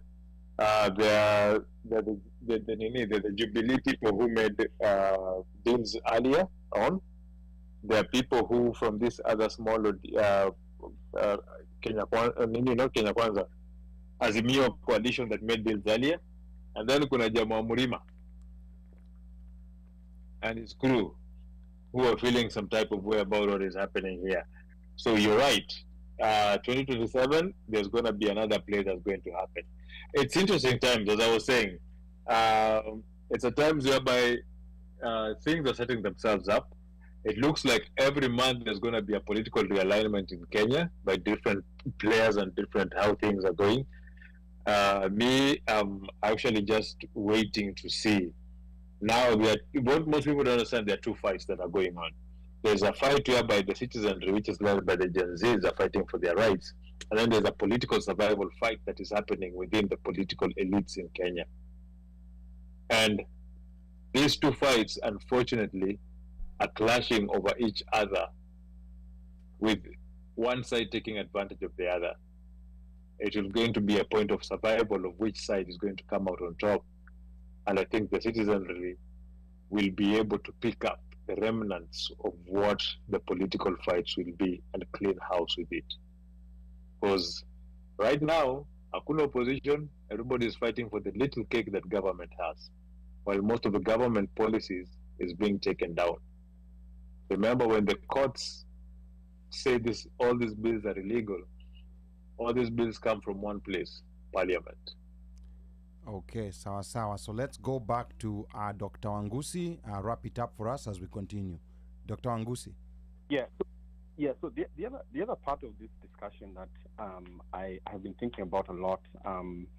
Interestingly, I was teaching my 5-year-old how to play chess. So obviously, chess is a game of strategy. But one of the sort of the core tenets of playing chess is that you protect the king, number one, but you also dominate the center, right? Now, in our Kenyan case, the center of this discussion, or the center of this conflict, and this what should be this revolution, the heart of this discussion is around governance and abuse of power by our political class. What the Gen Z movement is doing, or what the Gen Z movement has done, is that they've surrounded the political class and put pressure. What they are not doing is that they're not going to the core. They're not attacking at the center, as you were just saying. Because if they don't do that quickly, and this needs to happen almost immediately, they need to quickly move into the center of this political ecosystem and break it from the center. That's what Baba did very well, as you were describing earlier, Ali. He got into government and he split it right down the middle. Gen Zs are saying that they are powerless, they're leaderless, tribeless, etc. But what that also does is that it makes them powerless against the powers that be, because they're the ones who still control the levers of power. One of the suggestions that is sort of out in the jury now is one of the discussions that is now beginning to happen is telling the Gen Zs, how do you get into the center of power and how do you own the political narrative? One of the ways you do that is either you wait and run for office or you start to displace political actors. But another effective way, which has already even been suggested, unfortunately, it has been suggested by Baba, which makes it an unpopular topic to talk about, and obviously very partisan. But it's going to the core of the constitution. People say this constitution we have is good, but you remember it's a bastardized version of the even better version that we had at Bomas. If Gen Zs were to take ownership of that constitution, the Bomas constitution, and drive it to the heart of government through a referendum, I personally think that would be a game changer, because it will address the issue of bad governance in terms of like reducing the size of government, reducing the powers of the president, controlling our wage bill. Those three things had already been resolved in our Bomas draft of the constitution. And I know you know my opinion on this because we've talked about it. Yes. But the Gen Z need to find a way to get to the center of the board, and they need to find a way of getting to the center of the board quickly. Simply saying that you're leaderless, etc., that can only carry you so far, right? In terms of like civic awareness and playing a role to fight and advocate for your own rights. But for Gen Zs to solve this problem and own it, they need to get to the center of the board. I'll finish by saying this really quickly. They don't want to make the mistake that Mau Mau made, where they fought the colonial enterprise from the outside, won that battle, but failed to get to the center, and neo-colonial actors took ownership of government to their detriment. So this needs to really, like, this revolution needs to now go to the heart of the matter, which is governance. And many successful revolutions, whether you're talking about the Cuban Revolution, the American Revolution, have always gone towards changing fundamentally the political system. And I think currently there may be other proposals out there, but I think the Bomas process should be a very effective way of doing that. I'll hand it back to you in the studio. All right, thank you so much, Dr. Wangusi. Like some very salient points coming there from Dr. Nathan Wangusi. He was on the show a couple of weeks ago. A few points I'm in alignment with Dr. Wangusi. A few of them I disagree with what's happening with Gen Z. This is what I'm gonna say, because we are all looking at this from things have been happening so fast. They've been able to achieve within a very short time what so many people who have those organizations and all those have not been able were not able to achieve. 100. So me, I'm still I'm not part of that school that they have to create a leader, create a party. You cannot forever be leaderless or whatever. Structures, yes. I'm not buying that. I'm not buying that. I'm not buying that at all, because we are all learning. We are all learning. These things are happening. And we're already seeing, processes moving. A whole cabinet was dissolved. Yes, some people were brought back, but we can't dismiss the effectiveness of what they did. And I think they might even become more effective, because what the government has done is that it has reduced the effectiveness in coming together in one place in very big numbers. But they've not been able to tame their ability to talk in these spaces, to meet. And I think, to me personally, I think those smaller spaces, those ones by county, they're way more effective, and they're way more potent for the government. When you have people joining in, like now, for example, I think the other day we were listening to a space that was created by Eric Latif. Yes. And you shared. And it was about vetting.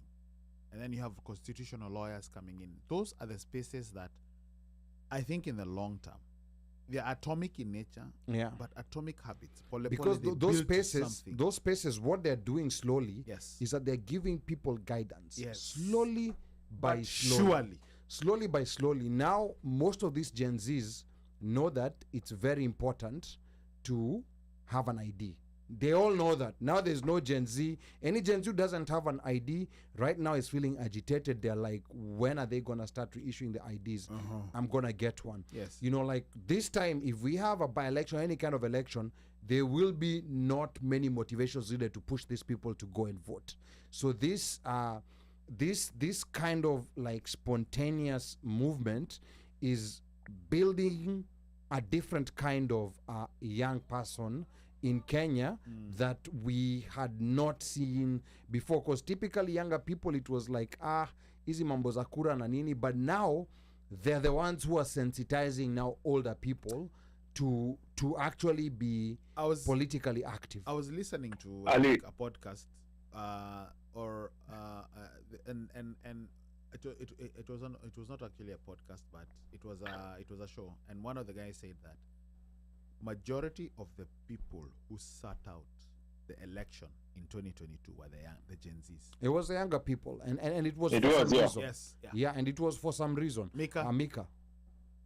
No, what I wanted to say is that going back to what Dr. Angusi said, and this is something that I had, last week when I was beating up Omosha and Baba, I went back and started saying, let me hear and see what he was talking about. And in one of the most things that he's continually been saying is like he wants people to go back to the Bombers draft. And I went back to the Bombers draft. In my time, I've gone through the Bombers draft, the Wako draft that we had to go through, the 2005 referendum, then the current constitution, which we had to go through in, what was this thing, 2010? 2010, yes.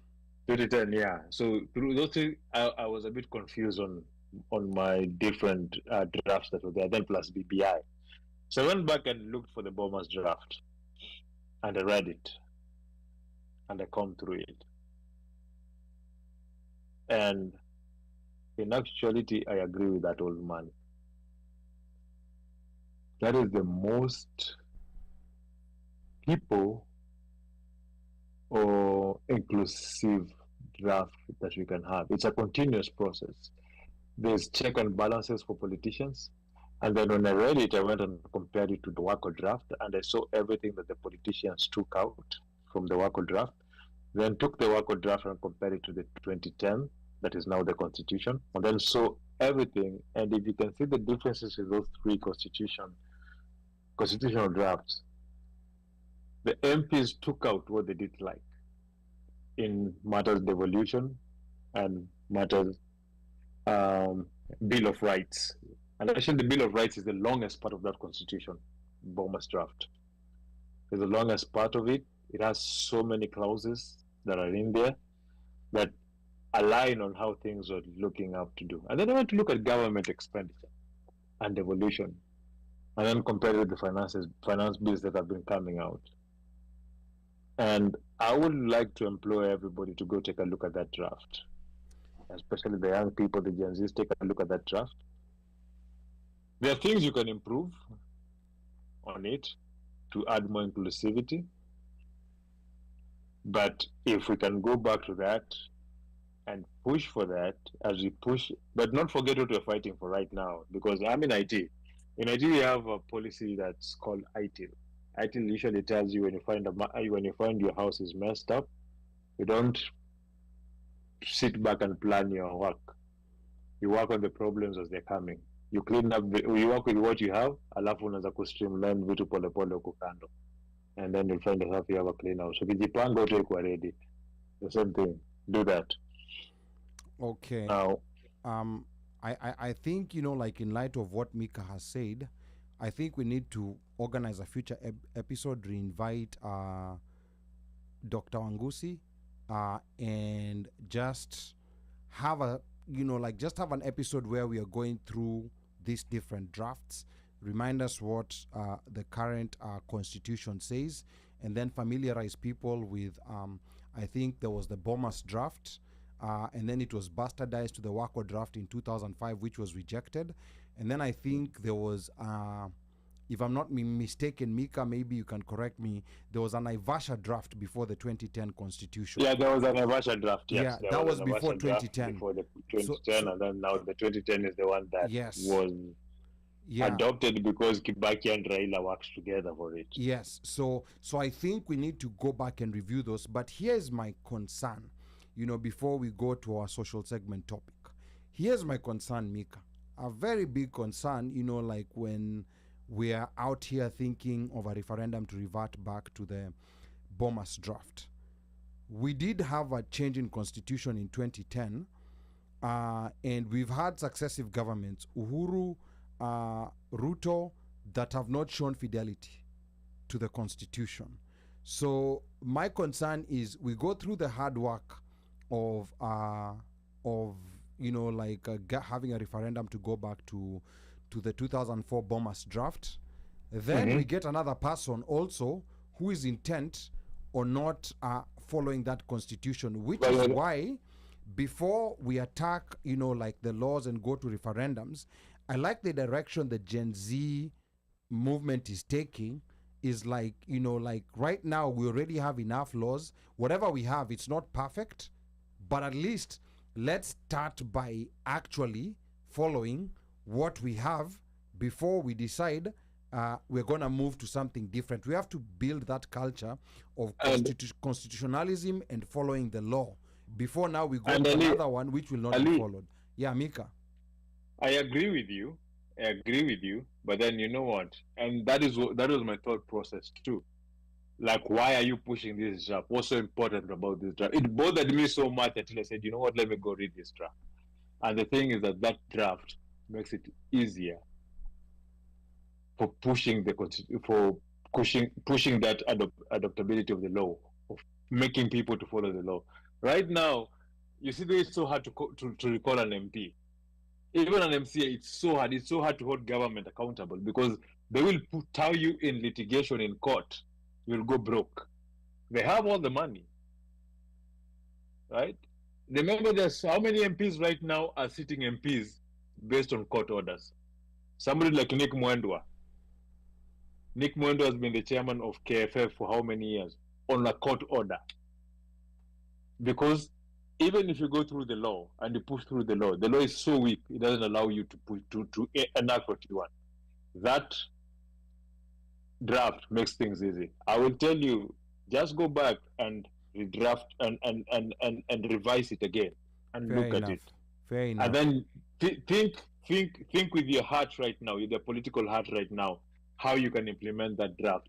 There are places where it will need some improvement to be brought to this reality right now. But it will be the best starting point for it. Okay, fair enough. We'll go back to review the Bomas draft, and I think I will talk to Dr. Wangusi on a future episode.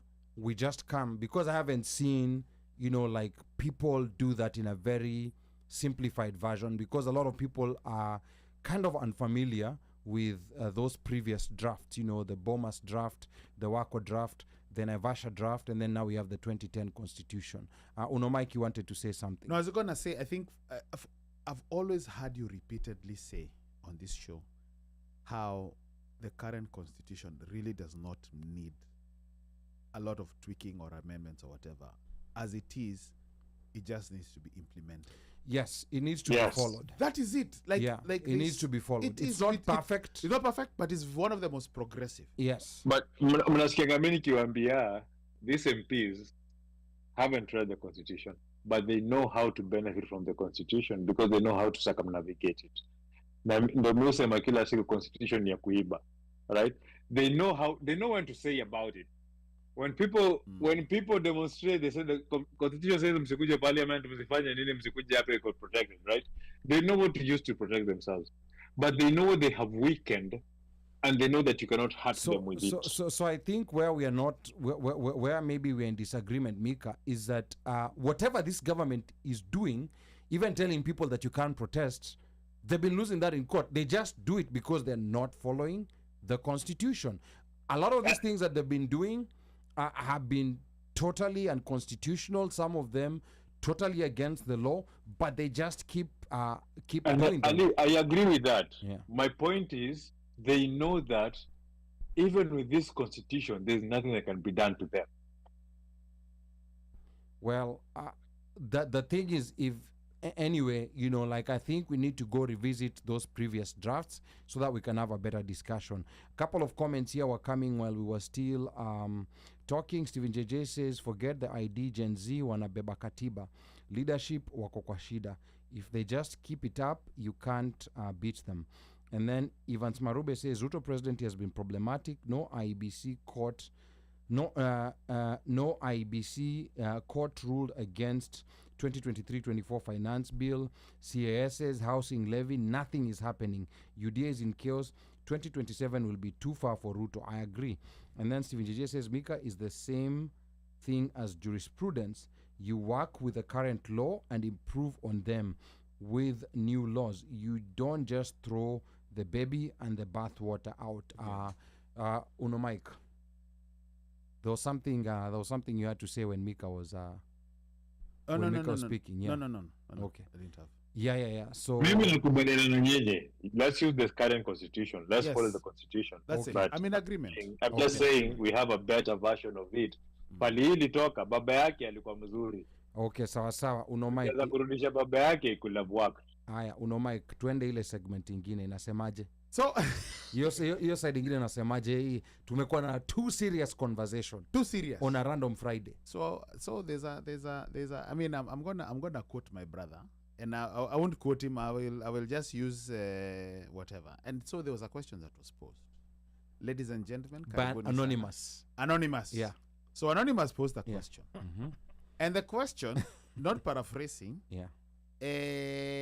Hiyo transition imekuwa ngumu. Ni kama yani umechapa breaks alafu kaeka kerea umeka shifter to Unajua ukitoka Kenya, eh umetoka kupanda A380. Alafu unalanda Detroit. Alafu unakona to American Airlines inakuja Baltimore. Unatoka kwa ile American Eagle. For Kafifu. Unajua difference. Umetoka kwa ndege unasimama hivi uruke juu, unaenda kwa ndege ukiingia lazima uiname. Umejikunyia mgongo juu ni mrefu. Hiyo ndio transition. So transition ndio hii. Who takes rejection worse? Men or women? Who takes Okay, so it's a very simple swali. And when I say rejection, let's put it this way. You've taken your shot. So mjukuu wa Masai, and let's say Angelique wako mahali wako Mika's Bash, alafu wanaona watu pengine they've looked, they've surveyed, and then they've liked. So mjukuu ameona I'm like I like Angelique ama tuseme washeke amesema that guy. So the two decide, I'm gonna shoot my shot. Wacha nijaribu. So mjukuu anaenda, anaongea, anakoroga kibaraguli yake. Unajua hapo hata umereduce. Vile huyu jamaa aliuliza alisema mjukuu na Angelique wamekutana mahali wakaonana, si ndio? Okay, sawa. Wakasmile wakaona wana smile fit nini, waka exchange numbers. Kona Colgate smile.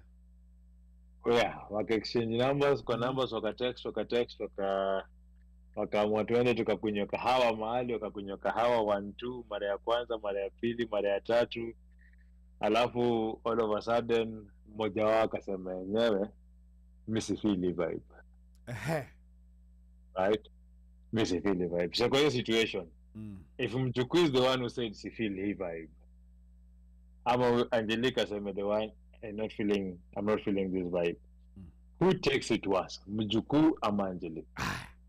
Regards to gender. So in short, the man or the woman, who takes it worse? Yes. I don't know. My general feeling is that men, and this is of course, like a general perception, men, like are kind of used to rejection. rejections. Tumezoea. Yeah, Eh. tumezoea. You know, so I think with men, rejection is just a signal to, oh, you know, you now need to move on to the next one. Next. Yeah. Mm-hmm. On the other hand, with women, I don't know. I'm not a woman and I don't like speaking for women. So women, please, you know, like type in the comment section. Number to call 202-683-4570. Press *5 to speak. Do they need to tell us their name when they call? They You can still remain anonymous. You can remain anonymous. Unless you want to shoot your shot. Yeah, you can remain anonymous, or you can Or you can be Kizito. yes, or you can be Wazabanga. Kizito. Yeah, you can have you know, an anonymous name. Mugabe. Yeah, or Mugabe. Yeah, so I think the women are the ones, ladies like are the ones who most of the time, or maybe prefer having the privilege of being the ones to handle rejection. Yes. So that's just from you know, like from my, you know, like previous experience. I could be totally wrong, but again, you can call 202-683-4570. Press *5 to speak. If you feel like we've misrepresented the opinions and the views and the visions and the values of ladies, and tell us what you think. Kwasheke here says women just cry, eat a tub of ice cream, and then move on. Is that the case? Is that the case? Because, you know, on the receiving end of that So woman, let me ask you something. yeah, Let me ask you something, because I know for men it's more of an ego thing, right? And men is more of an ego thing. You feel like your ego is hurt, you put yourself out, you can, and it's done. For women, is when a woman gives you your time, when she decides to listen to you, she is already anakuanga ameanza kuinvest, right? And let's be honest, most women don't expect to be rejected by a man. and what are you basing that on, Mika? You said Basing most on women. personal Experience. experiences, Experience. stories of my friend, podcasts, articles online. In that, you realize when a man talks to a woman, and then anyamaze, anaambiwanga amemghost, ameambiwanga alimtumia, ameambiwa, like there was the thing that they said. When it comes to maliciousness, when somebody starts talking, it usually comes from one side than the other.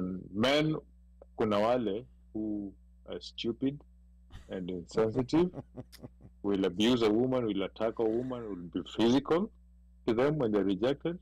Those are small egoed men. But mostly the bad vibes come out. And even if you just ask women, like right now, I've put a poll somewhere between men and women who take rejection worse. And this is definitely women. We are not used to getting rejected and socialized to prioritize relationships and emotional connections.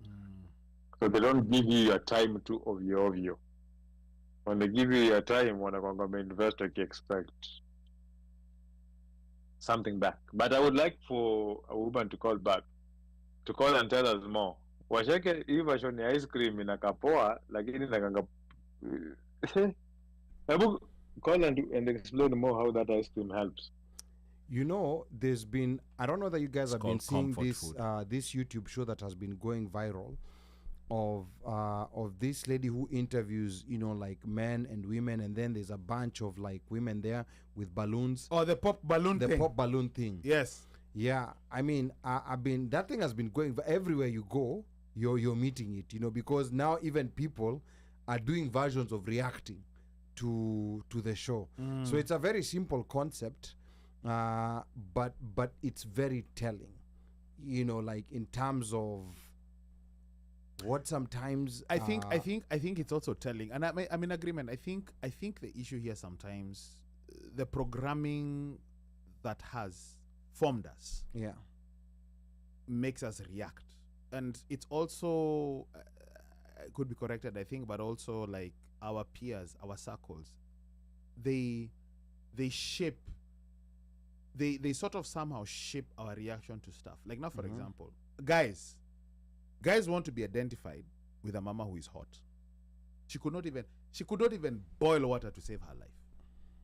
But the fact that that mama is hot, that is it. This mama is she's just so fine. Because we are so focused, we are so glued, we are so with the visual. With visual. Yeah. She may not be able to cook, clean, nothing. Kwani cook and clean is what But bro, the priority that is not Optics of the relationship. my guy. Okay, sawa. Okay. Boss. Okay, Right, sawa. like again. Okay. If a guy wants a woman who can cook, clean, or whatever, but she's hot, a guy will make it. But unfortunately, the problem is when he makes that adjustment and he allows that to supersede the decision, then he has to live with that decision. He has to now live with that. Then he's gonna be complaining. He's gonna be lamenting. But then also the problem is, you really cannot come out and be honest and truthful with a mama. Aye. You cannot. But then you're cheating yourself. But That's true. Omosh is right. You're cheating yourself. But at some point, So it's a decision you have to make.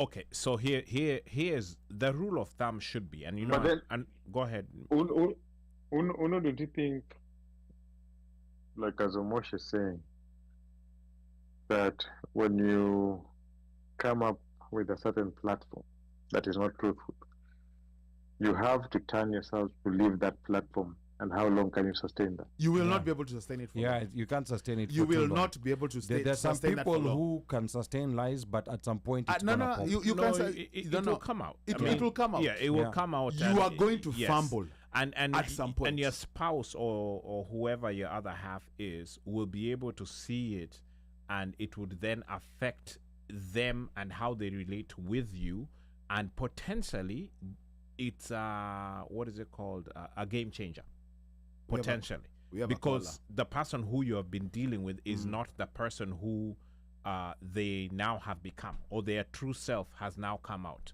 Okay. You know, so because like again, like, no, before we take this call, remember somebody said, you know, when a guy says or a mama says, me I love taking walks on the beach, but I Oklahoma when there's no beaches.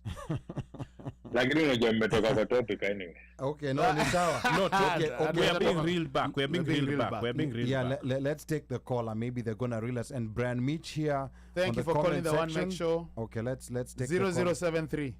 Before Yeah. we respond to Brian Mitch. Yes, caller, tell us your name and where you're calling from. Hey, this is Ashake. I'm calling from Venice. Okay, Washeke, And you sound like in Venice. you sound like you're actually in Venice. And Washeka, there are no bundles in Venice. Washeka, use your outside voice. The one you shout at Nani with.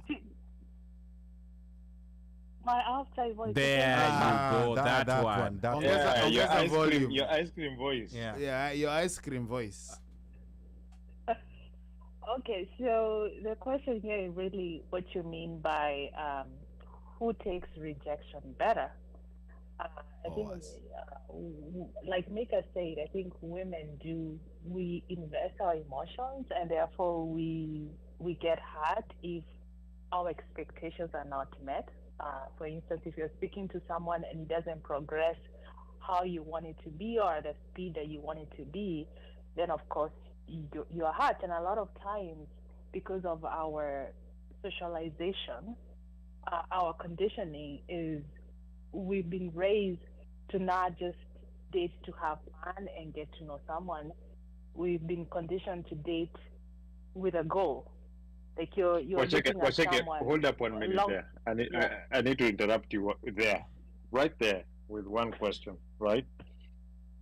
Why is it Right? okay if the roles are reversed? Why is it okay if the roles are reversed? Why is it that women will expect that you can start talking and they can end it and they want life to move on, but when a man ends it, it's the end of the world for them? I don't think we No, I'm not saying dating. I'm saying kukatiana. Mimi na wewe tumeanza kukatiana, right? We've started Right. we've started talking. We're knowing each other, right? At that particular point, we're knowing each other. So we've gone for a few dates. Tumeenda nini, labda tumeshare Mulienda maandamano.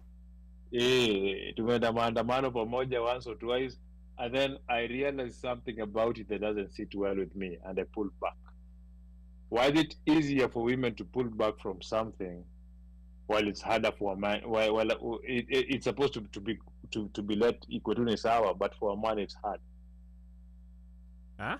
I'm not talking dating. What you're describing is dating. What I'm talking is like tunajuana, the discovery part. The first 1 month, 2 months.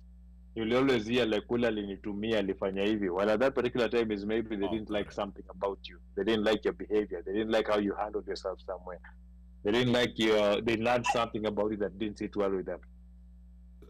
So I don't think is that we don't take it well. It goes back to the point that I was trying to make, is that we invest. We're already so much invested, even though we're not dating. We're talking. Like if when a woman gives you time to pays attention to you, even if you're just talking, investor hiyo. Kuna kitu ameona hapo, kuna kitu amependa, ameangalia, 5 years down the line. There is something. No, I'm not saying even 5 years. I'm saying wewe umeona ukapenda ukainvest, na mimi nimeona sijapenda, and I pulled back. It's just the same way when you look at me, umekuja, then you see something you don't like in me, and you pull back. But Mika, what Washeke is saying is that women are conditioned that when they come into it, they've already. I get what she's saying. Let's give Washeke. Let's give Washeke a chance to finish. Yeah, let's give her time. But what I'm trying to say is what I'm trying to put on a question whereby to understand the crux of the question. Hapa tunajuana, tunakatiana, right? And I think Slay has kind of said something in the comments. But what I'm saying is that tunajuana. It's the first 1, 2, 3, 4 weeks ndo tunajuana. Hatujafika mahali pale unaweza sema sijui umeinvest nini ama nini, ndo tunajuana. Was it easier for a woman to change her mind when we start talking and niambie mimi si feel your vibe, but mimi nikiambia dem mimi si feel your vibe, me it's looked at funnily. Okay, Sheke, let's give Sheke a chance now. I think in expectations, alafu pia a woman before, hata kama sayo that stage mnaongea and it hasn't gone anywhere, like a woman becomes okay with her own emotions before she pulls the trigger to pull back. That's how we deal. Like kwanza, you take care of your heart before you even tell the guy that I'm not feeling you. So you already take care of yourself. So if it's on the other end where the guy is telling you like, I don't think we can go anywhere, like you react because you haven't taken care of yourself and you had this expectation. So that's why we react the way we react. But on the other hand, I think men handle rejection worse than women. Because we have instances where women are killed for rejecting a man. There are very few instances where a woman has killed a man because alimpata. Like for instance, like if I go somewhere at a club, mtu aninunulie drink alafu niombe number and maybe I'm not feeling them. Nitamdanganya, sitampatia namba yangu. But ulikunywa drink. Even my name kwani mtu kunibaia drink si kusema amenioa ama ananiona. Kukubaia drink ni kukatia. But it's the perception. It's the perception. Yeah, so if you're accepting that drink, just know, if you're accepting that drink, tumpatie Washeke chance. No, so we can also get to kubaiwa drink ni kama boyfriend yako akibaia dem mwingine drink, utafurahia? Wow. Washeke. Kubaya to drink with no expectations. I don't think that's a big deal. Buying another chick a drink, I don't think that's a big deal. Unless what? No. I think this is where maybe men and women look at things differently. Okay. Because men are from Mars, women are from Venus. Because I'll tell you, and there's a lot of men here. When a guy has selected you, Washeke, in a club to buy a drink for you, it's never random. It's never random selection. It's not like you just happen to be there. There's a reason why he's doing that. So I think on the other hand, the way women look at it, like, oh, this is just a nice guy, you know, like he's seen me thirsty and he's being a gentleman and buying me a drink. So that's that. I think that's how, you know, like maybe like from what Washeke is saying, maybe that's how sometimes ladies perceive it, and that's why they see it, oh, you know, like it's just a drink you bought me, so you're not even entitled to get my phone number, you're not even entitled to talk to me, you're not even entitled to be within a 6-inch radius of me. So I don't know, maybe I might be wrong, but I think that's what maybe I might be getting from Asheke. Omoshi had something to say, and then we're going to go back to Sheke. I think there's exceptions to that rule. And some of those exceptions could be like, you know, it's a certain occasion, a birthday, or this or that. And maybe you don't even know the person who, like, let's say there are a bunch of, you know, ladies, and you notice that, I don't know, they're celebrating something. And you just, you know, maybe you're like, okay, I'll buy you a drink. Or maybe you know them in passing. You're like, okay, no problem. You guys get a bucket, you know, and you move on. I don't think from that you'll expect anything. But if it's, you know, the targeted, which is normally the case, where it's targeted and you're looking at somebody one-on-one and you like something about what you see, and you tell the waiter, ebu boss, ebu peleka drinks over there. And then, you know, when they ask, point at me. And then, you know, you wave. And then now you walk up since you bought the drink. That's the introduction. That's on Euro 1. You know, so now when you go to stage 2 is where the phone number comes out and Washeke gives you 1-800, don't call me. You know, somebody catches some sorts of feelings. No, I mean, you know, like I get the point, but I think the point I was making is that both sides think differently. Washeke, Correct. You know, like give us your last words and then we will read the comments. I mean, I think, yes, you know, like John Gray said, women are from Venus, men are from Mars. So, like, we approach relationships, situationship, what have you, in a different way. So we view things different, men view things different, and I think that's where, like, you know, we collide. Like, you buy me a drink. If I'm going out, if you buy me a drink, to me, it's not a big deal. Because I'm there, I can buy myself a drink. So if you're buying me a drink with the expectation that it's gonna progress somewhere, me, it's not hitting my mind, because I'm not there for a man to buy me a drink. I'm there because I can also buy myself a drink. So I think that's where expectations versus reality for both sexes, I think that's where you know, we collide. We just deal with rejections a different way. But I wanna say a little bit do we collide when it's usually what's been pointed out as the norm in our social settings and gatherings? That, like, we know there are people who go to the club knowing that I don't need any money to buy a drink, because there are people who will buy drinks for me based on how I look. And so it's been normalized in society that, as Omosha said, buying a drink is the icebreaker. It's usually the start of conversation. It's usually meant to mean something. And if you accept somebody's drink and you put yourself in that situation where these unwritten laws are set, you're putting yourself also in that position to be asked something. So I don't think declining a drink is such a big deal if you say you can go there and buy your own drink. If you don't want to talk to people's drinks, because people then, based on how they're used to being in that environment, have certain expectations. Okay, Sheke tumalizie.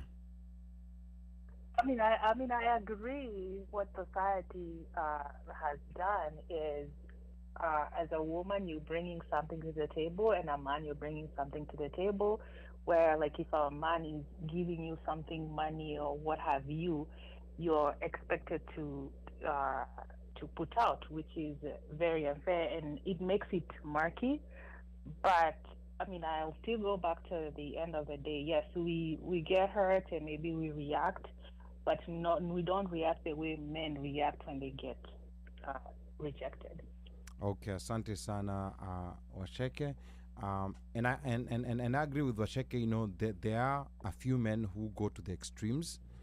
But I think a lot of men. A few. I think a lot of men. Yeah, I think it's a smaller. The problem is those few, they get amplified. So it seems like it's a lot. Then it goes to that all men do this. But most of the time, when a majority of the people who get rejected, they just move on to the next one. You know, like there was something that Brian Mitch But said you, here. you cannot Brian live on said- rejection. Yeah. The thing is this: people need to realize that attraction has to be a two-way thing, right? You ever see somebody and find them attractive? They don't find you attractive. They No. reject you. Move on. Yeah, so It's life. so Brian Mitchap anasema Gucci Man said girls are like buses. Miss one, next 15 ones coming. That's Brian Mitch. That is not the position of the One Mike Show or its affiliates. That is Brian Mitch. Now your Brian Mitch Yeah. Kigonyi alinichenga ajabu. We Brian Yeah. Mitch ulinichenga but ni sawa nimekuforgive. So Stephen JJ says Ali. there's a saying. Yes, Washeke. Yeah, sorry. Before I leave, I want to say something. You guys say that. I mean, not all men. However, and I want to emphasize, however, and there's this debate been going on online. If you ask a woman if they want to be alone with a man or a bear, they will choose a bear for reasons. And I pour out. Okay, all right. So Wow. You are the One last again, party kitu in the- moja sikuwa tunasahau ni online uko na algorithms. it promotes certain stories. Don't ever assume that what you see on social media speaks for even 10% of the world. The amount of Ali, one Mike Omosh, you guys work in IT. You know how much data moves per second in the world. That's a perception that we have. We don't realize that what we see online is what we consume. And Majority of it. yeah, Like 99% of what you see online is things that align to you based on your algorithms. and So never assume just because you see something that is the normal thing on the internet. and you know, I honestly think what the internet has done, what social media has done, has really skewed and warped perspectives of this antagonism, even this gender wars. It's based on each side thinking the worst of the other side. You know, like you see the story of a woman cutting up tires, you know, like, and scratching your car. It's very, I think in my lifetime, I've seen that, you know, like maybe on TV, but in real life, I really don't know of any person who's ever done that to any of my friends.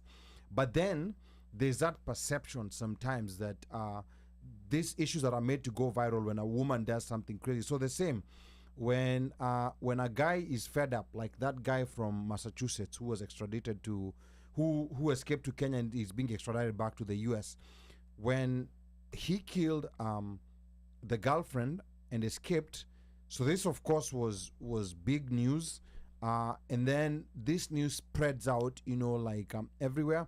And then it starts seeming, so then you start hearing that story of, Kenyan men, you Kenyan men, you Kenyan men. And you know, this is one story out of hundreds of thousands of Kenyan But men. we've been lumped up into So that. so yeah, so this story of, you know, and that's what sometimes warps people's opinions. The reason why I say that Pop Your Balloon show is interesting, because when you carefully listen, and this sometimes are people maybe mostly in their 20s, maybe in their 30s, when you hear sometimes what people Their are saying justifications, they're looking for, and I know that's a very pressure moment, you know, like someone is passing by, then you're being asked, you know, just based on what you see, you know, like whether you like them or not, you ask a question or two. That's a lot of pressure. But then when you hear what people are saying, they're echoing, you know, like what they hear, what's there, you know, like on social media. And I think that's and what's even amongst their affecting. friends, yes. That's what's affecting a lot of relationships today, because I think the expectation versus the social media. reality. It's social media. Yeah, and it's both men and women. The expectation Whatever versus the reality Yes. are two very different things, which is why. Let me tell you something. Yes, Mika. I went on. I was bored. When I'm bored, I usually do two things. Either I go to Truth Media and fight Republicans. Truth media or truth social? Yeah, truth ile Trump. I have an Truth account Social, huko, Truth. we. Yani uko na account gadhe wewe, hebu tuambie. Okay, Niko na account huko ya kuchokoza Republicans. Ukumbuki the last elections, I'm wanted in Tennessee. Siwezi ingia Tennessee na Alabama, I'll be shot. Huko nilikuwa wanted, waliniambia wanitaki huko. Anyway, I either go to Truth Media kuchokoza Republicans, ama I go to the dark side of social media on Instagram and X. Kuna siku niliamua kuenda Instagram enda Instagram usearch red pill. The amount of hatred young men are being taught to hate women is appalling and pathetic. Red So, pill, as a red pill, yeah. Umesema red pill on Instagram. Yeah, I mean, and you Yeah. see the problem, you have these personalities who are bashing women online, and they are considered, to be the kings. We have them everywhere. Yeah, we have them everywhere. We have them in Kenya. We have them in so many different places. So I think that's shaping perceptions, and it's making like people have all these crazy expectations. Mi wanasema kitu moja, unaona kwanza hii kitu ya cooking and cleaning. Okay, here's the deal.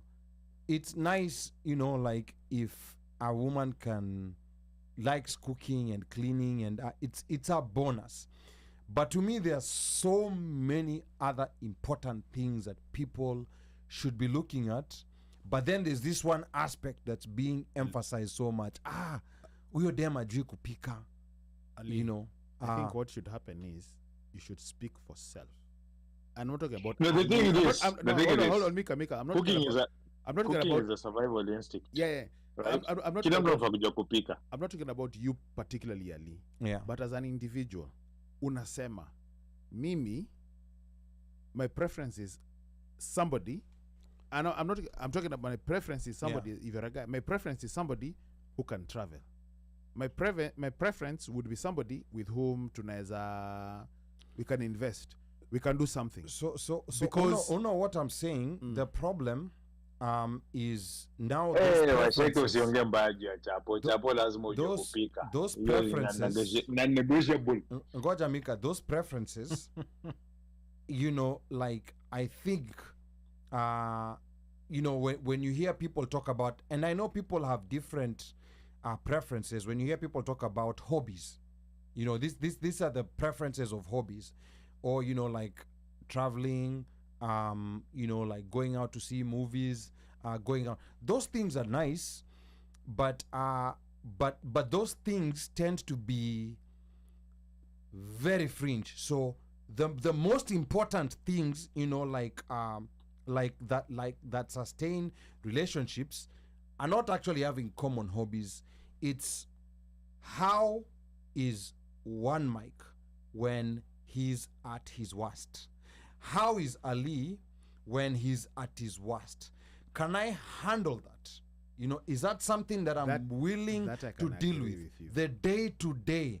Because you're traveling, That I can or agree with like someone who loves cars, or someone who loves, I mean, those are good things. You can actually live with someone who you have entirely different hobbies. I know of people who unakuta, like wife anapenda kupati, lakini bwanake ni mtu anapenda mambo za politics, and they get along.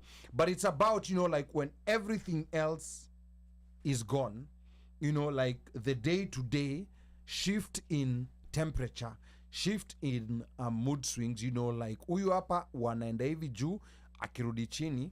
Is that something that I can handle on a day-to-day basis? I think that's a part that we miss. No. And you know what? I will agree with you. On this aspect, I will agree. Yeah. Because I have to, I was actually telling somebody, the worst mistake that people do and make is, hey, what do you like or whatever. Actually, in dating should be, what don't you like? What turns you off? What activates your anger pill or whatever? Because now that will dictate if you can deal with this person's shortcomings. Yeah. That one of, let's say, traveling or whatever, is also part of it, because now if you move from you leave your socks at the door, I don't like that crap. Yeah. That needs to be changed, or I can't deal with that shit. Yeah. You're only different. But like, okay, you do this. This is my when I'm at my worst, I don't like being disturbed. But what? Yes. But what? Yeah. What calms you down? Let's go. Let's take a trip. Let's go play golf. Like you but you're right. Where when you go with somebody, whoever you are, male or female, what is your pet peeve? What is your worst of the worst? Whatever you don't like. And I'm in agreement with you, Ali. Like that I think dating nowadays should actually be like, what don't you like? What turns you off? What annoys you? Me no question. Is it really about what do you like, what you don't like, or is it really about your core beliefs? I believe in that if you're dating somebody, you have to have core beliefs. If you want somebody who's loyal, mature, emotionally intelligent, understanding, communicates, everything you're expecting from a partner should be things that you yourself are also expected to give that partner. Don't expect things from somebody that you cannot give. Alafu hizi zingine zote kwa ni personality. Where it comes in, this person has a personality, you have a personality. It comes to the point of, can you handle their personality? And can they handle your personality?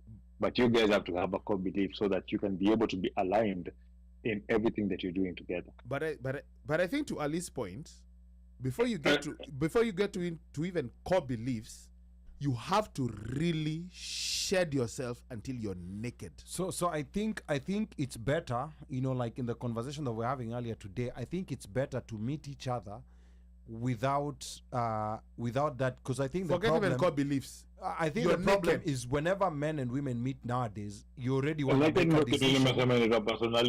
Yeah, so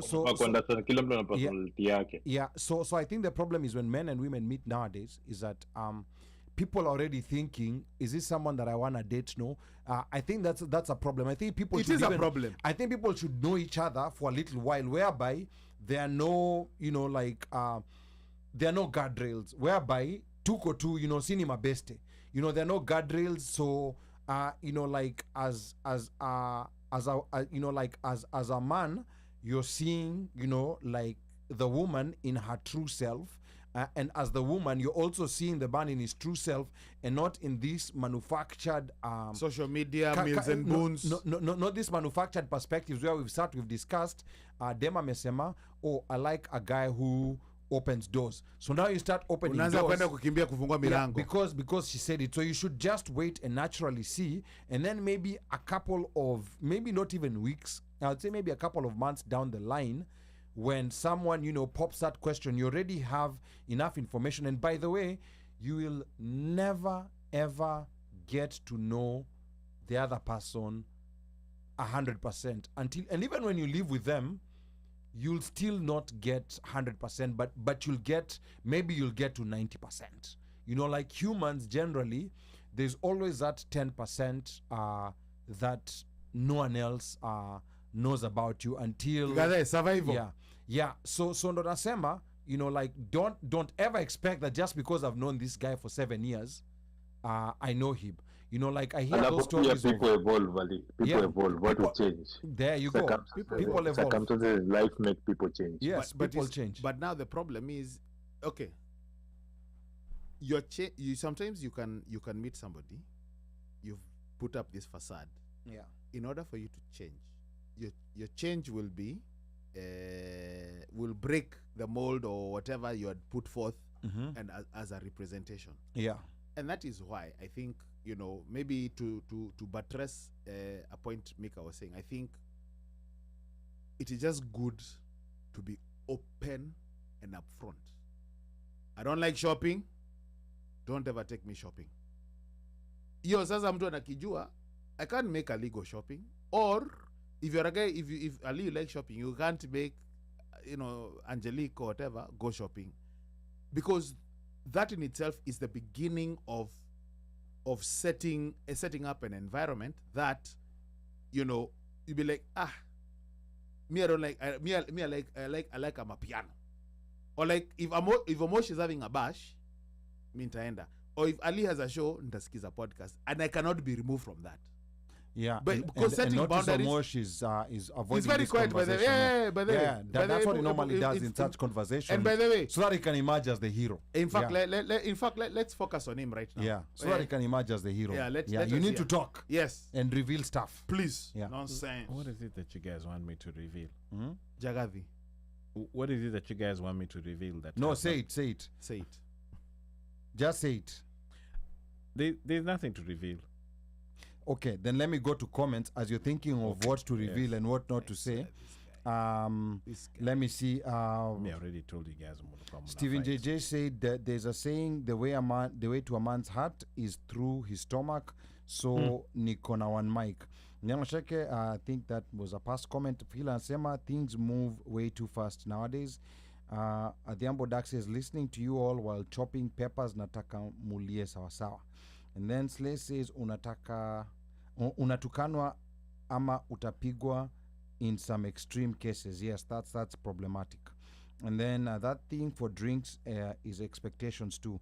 Why can't you just buy the drink bila strings attached? And I will also say, why also can't you reject the drink? You know, like if you feel It's like an there's some strings icebreaker. attached. I keep Yeah. saying this. It's an icebreaker. Everybody who goes to clubs knows an icebreaker, unless conditions had already been set prior to that says it is not. Okay, haya sawa sawa. Steven anasema, okay, this was a past comment. You guys were interrupting Washeke too much, but let me see what We're other having comments. a conversation and there's a lag in the feed.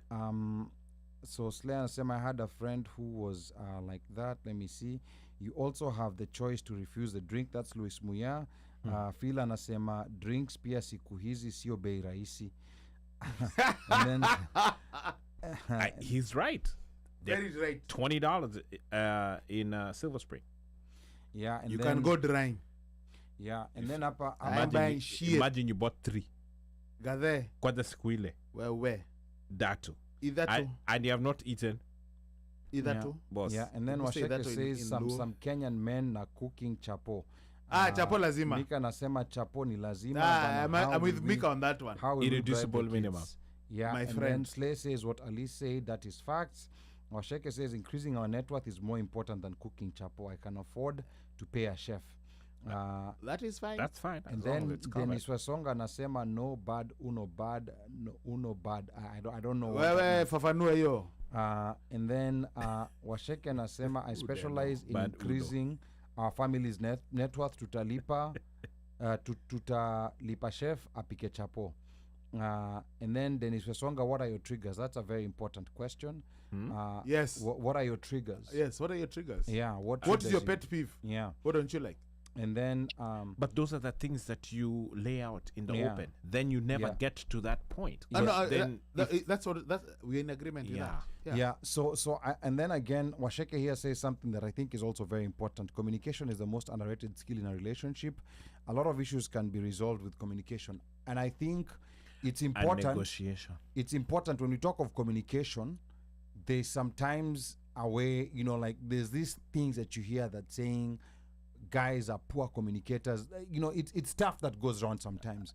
Now, here's what I'm gonna say about communication, and here is also based on experience of what I do professionally. I think one of the most important things is to learn people's communication personality. So there are those people who get angry and they shout. There are those people They raise their voice. they raise their voice. There are those people Like when they Omosh. get angry, they keep quiet. Like Omosh. There are those people who give instant responses.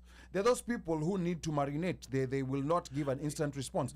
So I think there tends to be Yes. judgment. There tends to be judgment on people who have a different communication personality as you're a bad communicator.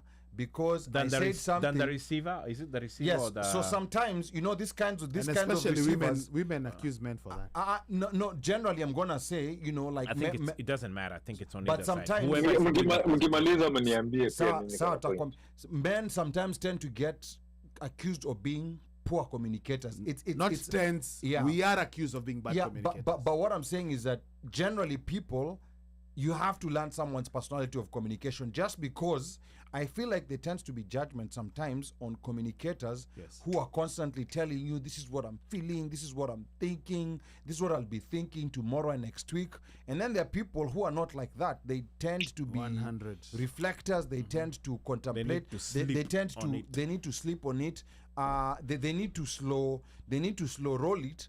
But then there tends to be quick judgment. So to me, the bad communicator here is to that person who's making judgment on this other person is a poor communicator. Reaction. So I think as it's opposed important to verbal- learn. I think it's important to learn different personas for communication. Mika, you had something you wanted to add. Yeah, what I wanted to add on this was this. When you say that somebody is a poor communicator, how receptive or are you of what they're trying to communicate to you? Do you sit down and listen and understand? Do you counter it? Do you fight it? Do you block it out? Are you a safe space for them opening up to you? Because at the end of the day, when you feel that communication to you is you being listened and you not listening and understanding somebody, and also are you acceptance of what the person is saying? Because you might have a problem with somebody and somebody listens to that problem and tells you, unfortunately, that is a you problem, it's not a me problem. Because let's be honest, people say that they want emotional, mature men, right? And when you ask a woman, when you're saying you want an emotional, mature man, are you ready for a man who will be able to tell you no, or be able to call you out, or be able to refuse to understand your emotions, or understand your argument because to them it doesn't agree with them? Remember when you interrupt with somebody's peace and they tell you a no and they walk away from you, you're ready to handle that. So communication, as Aliyah said, there's different ways people communicate, but also look at yourself before you call somebody a bad communicator. Are you an easy communicator? You're a good communicator to them. And then when that is answered, then you can say that. But most of the times, we do brand other people as bad communicators while we don't listen to what they're saying because they're not agreeing. Just because somebody doesn't agree with what you believe in or what you say, it doesn't make them a bad communicator. They're also giving you a piece of what they feel about that situation. Communication doesn't mean that everything has to end up with you getting your way. Communication means that both of you can be able to express your differences. You both understand each other's differences. Then you realize out of these differences which ones you can improve on and which one each of you as an individual needs to improve on because it doesn't involve the other person. You might think they're responsible for them, but it's actually you who's responsible for them. If I have a problem with Omosh and I don't want Ali to talk to Omosh, mi ndo na shida na Omosh, Ali ana shida na Omosh. So I'm not supposed to be getting mad because Ali and Omosh have a relationship. Niambia Ali acha kuongea na Omosh ati ndo niko. No, that's a me problem. I have to fix it. So we also have to look at communication from our own perspective and ask ourselves, are we good communicators or not? Back to you in the studio. No, I mean, like your aspect, your communication, I think, unfortunately, nowadays, like, and it hit our generation and all generations after us, is that a lot of mentorship that people get sometimes comes from peers, friends, and it comes online. That village system that used to be there, it's kind of fallen apart. And when you don't have, like another unique set of values, that you can agree on, in as far as even how to handle certain issues like finances. That's another very big part of relationships that Washeke is talking about. That's another very big part. You have to understand the finance persona. There's nothing wrong, like with a woman wanting the man to take care of all the bills in the house. You just have to understand that that's the financial persona of that woman. She wants to be taken care of. Are you willing to deal with that? And then there's also, you know, like the other persona that are like, we have to do this 50-50. So I think those are the things, those are the day-to-day things. Those are the things that actually break people apart. It's not hobbies. It's not, you know, like I like movies, or I like seeing the sunset while the moon rises. We don't listen to the same music. Or we don't listen to the same music. Or I like sports and you don't. You can actually survive with someone who doesn't. If you love our sports, you can survive with someone who doesn't like sports. Yes. Yeah. So when you look at now, when you go and start looking at that superficial stuff, that's when people get in trouble. When now reality, you know, like when shit hits the fan. Yeah, so so many comments were coming in here. Let me see what Shek is saying. Man, those things you do to love bomb me at the beginning. Please continue for the duration of the relationship. Don't pull back. It feels like catfishing. You have to understand each other's communication style. Phil says also, guys, you should be able to read the room. It doesn't take more than 20 minutes in conversation to know how far you want to go. And then Stephen JJ says but enyewe tunapenda madem wa kwanza awe figa namba 8, macho hayana pazia. We will sit with wakina One Mic show na tutasema huyo dem ni mrembo. We appreciate our women, asanteni sana.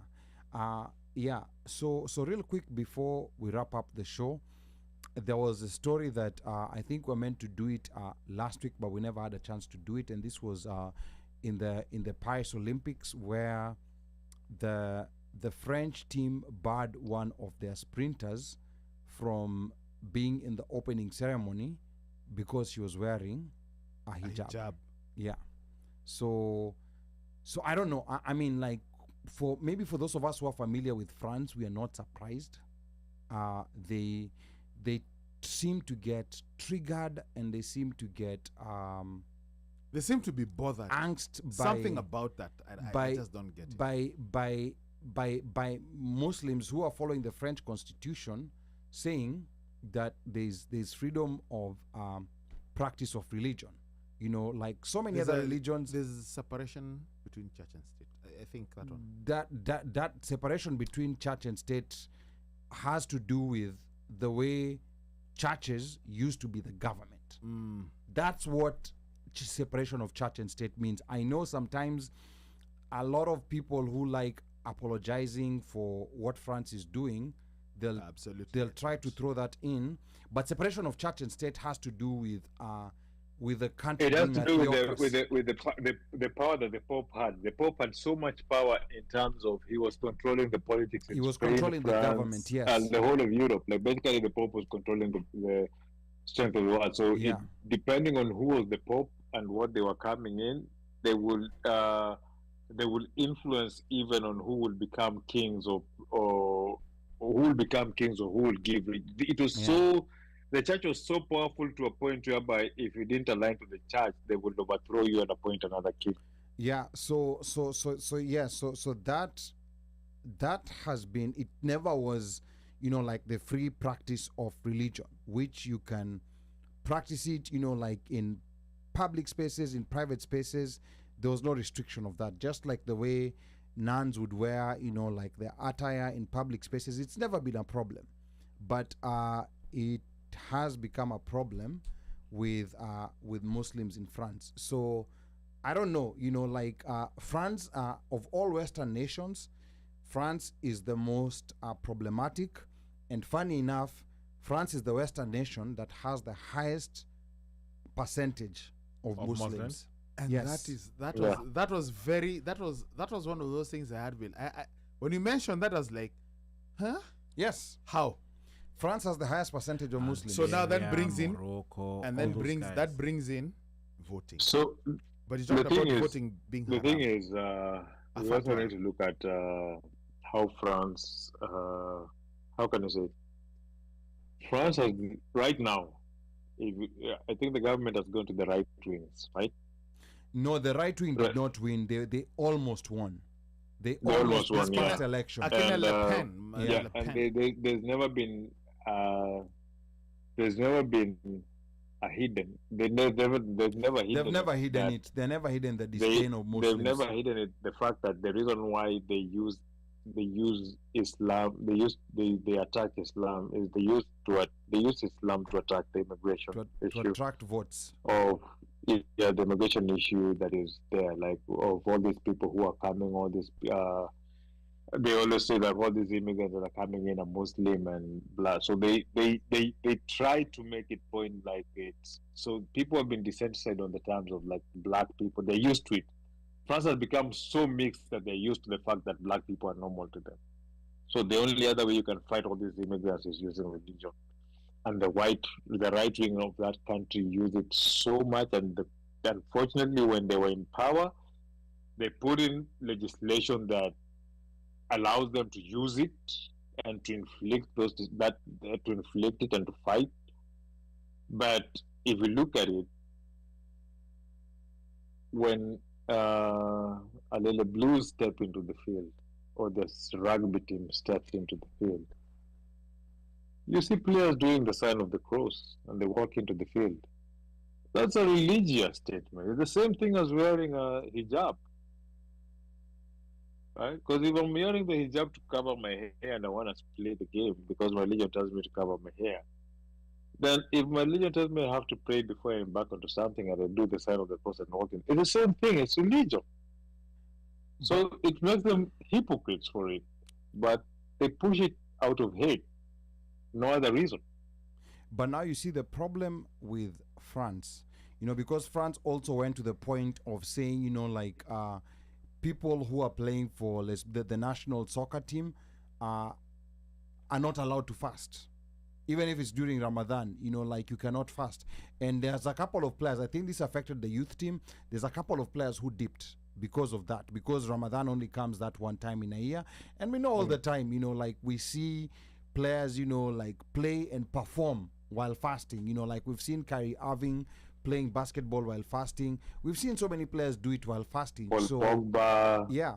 So now, they're saying that you can't do that. Now, there's been a push, across the world to try and sensitize the Muslims in France to start taking part in French elections. Because the problem that France has, despite the fact that they have the highest percentage, it's the highest percentage Muslim in any Western nation, even of a neighboring United Kingdom. France has a higher percentage of Muslims.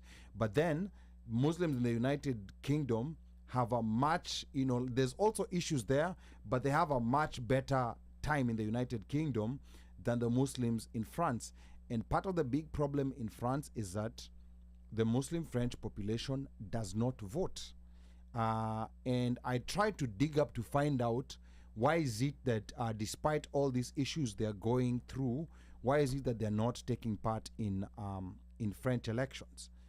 And I came to learn that there was a while back, there was when a lot of Muslims were still fairly new in a lot of these Western countries, there was some kind of fatwa that was released to say that voting was not allowed. And that thing persisted until now. A city like Paris is almost 25% Muslim. They can very easily produce a mayor if they wanted to. 100. Yes. Right now, the issue is if you want to get more votes as a French politician, go attack the Muslims. If you attack the Muslims, you will get more airtime. You'll get more people following you. It's because they have refused to vote. When you look at a country like America, I always tell people to guess, for example, like how many Muslims are in the US. 9 out of 10 times people get it wrong because we are very few. We are much fewer than most people think, but because of activities that we do and that we have, the society feels us. We are only 1%. We are only 1% of America. A lot of people don't know that. Sometimes people will give you 5%. I've even had people say 10%. Yeah, we are just 1%. But France, if they did something, yes, they can actually not necessarily even elect Muslims in office, but they can influence, political decisions. My boy, the one who's going to Kenya. There are many boys going to Kenya. No, the Muslim, the cleric. Oh, you're talking about Yasir Kadhi. Yes, that guy. Yasir Kadhi is going to be in Kenya. I He's believe gonna be in it's Kenya. this weekend. And Yeah. you know, Actually next week, next yes. weekend, and he was talking about, he's like, people have to think as over here, and he was talking about I think he mentioned that a fatwa against voting or Yes. something like that. Mhm. But he said that sometimes, then if you don't do that, then you are really putting your decisions in somebody else's hands. Yes. And but you have to come back. You have to like really take control. Come and take the reins. If No. if you have the ability and do it, then you can control your future, whatever. Not so that you can just but Yeah. you have a voice. No, his pragmatic approach, and this is not just his approach. This was also the approach This of guy is this was also the approach of Rasul Muhammad, peace be upon him. The pragmatic approach is if you're facing life and death, and there's pork right in front of you and Johnny Walker, it up instantly it becomes halal. If you're facing a matter of life and death, you're dying of hunger, and there's pork right in front of you. So that's usually the example, because pork is one of those things that everybody knows it's haram. Haram, yeah. But here is an example that all scholars agree on. If it's a matter of life and death, the only thing, I mean, of course, this is a very rare situation. I mean, it's most but if you're in that situation where pork is the only food available, unakula. it's a matter of life and death. It becomes halal on you instantly, and you have to eat it. So whatever, like reasoning or whatever fatwas they gave to make like voting haram, here now you're faced with a situation whereby your children are being told to take off the hijabs. Your wives, your sisters are being told to take off the hijabs. They are stopping you from practicing your religion. Your kids who are playing sports are being told you cannot fast. Yeah, you cannot fast. So now you're weighing, like you have on one side here, you're being told that you cannot practice your religion, but you're still holding on to, like this minority opinion that said that that Muslims are not, like allowed And yet to you're vote. 25% In Paris, that is. in Paris. In Paris. In overall, I think it's Start like there. 10%. Start there. Overall, it's like 10%. So it's a very dicey situation in France. But what also the French people need to understand is that 20, 30 years from now, because the French people, see them, they're about living life, being happy. They're not giving birth. Guess who's giving birth to 6, 7 kids? It's the Arabs. Hijab wearing. It's the Arabs and the Africans. And the Africans, I think they're like, they might be like 50% of the Africans there, and it might be give or take. I may not be quite accurate, but it's about it's about give and take. They're 50% Muslim and 50% not. Those are the people who are giving birth. So in 20, 30 years, you will have those spaces being, you'll have France now becoming 30, maybe even 40% Muslim. So mtafanya nini at that point? My friend, I don't even think it will go that far. You remember when France won the World Cup, and 2000 and It was 2018. 2018. Yeah. And Trevor Noah did this thing about Korea, that being like Africa, whatever. Yeah. And the French came out, ambassador came out with a statement. Yeah, I know. And we're like, this one won't even take long. I'm telling you. But I'm hoping, I am praying that, that the Muslims, our brothers and sisters, uko watamka, and then they will understand how elections have consequences. Yeah. Now, Once they understand that, Yeah. and what Shida they ni can do vitu that, hao wazungu waliweka kwa hiyo nini yao, hiyo lo yao. but let me tell you, I don't understand the French law, but from what I gather, like even over here, like unaanza uko pole pole, una effect, because politics is local. and then you see now France, Politics is local. with this same Olympics, remember at the very beginning of the Olympics, they were mocking the Last Supper. There was that image. Supposed. Yeah, there was that Mpaka image even mocking the Last Supper. biblical scholars are coming out and saying that has nothing to do with the Last Supper. Yeah, and I'm like, okay, France, what are you guys trying to do? Because on that Last Supper table, they You know, had like they were drag saying queens. they were going for what's the name? The artist. There's a painting, right? There's a painting that's been done. The painting of Da Vinci did Yeah. Last Supper painting, right? So they were recreating that painting, but then it was a miss because even if you're saying you're trying to recreate that painting, that you have your masterpiece, that masterpiece refers to the Last Supper, and whatever you did was a mockery to religion. But you see, They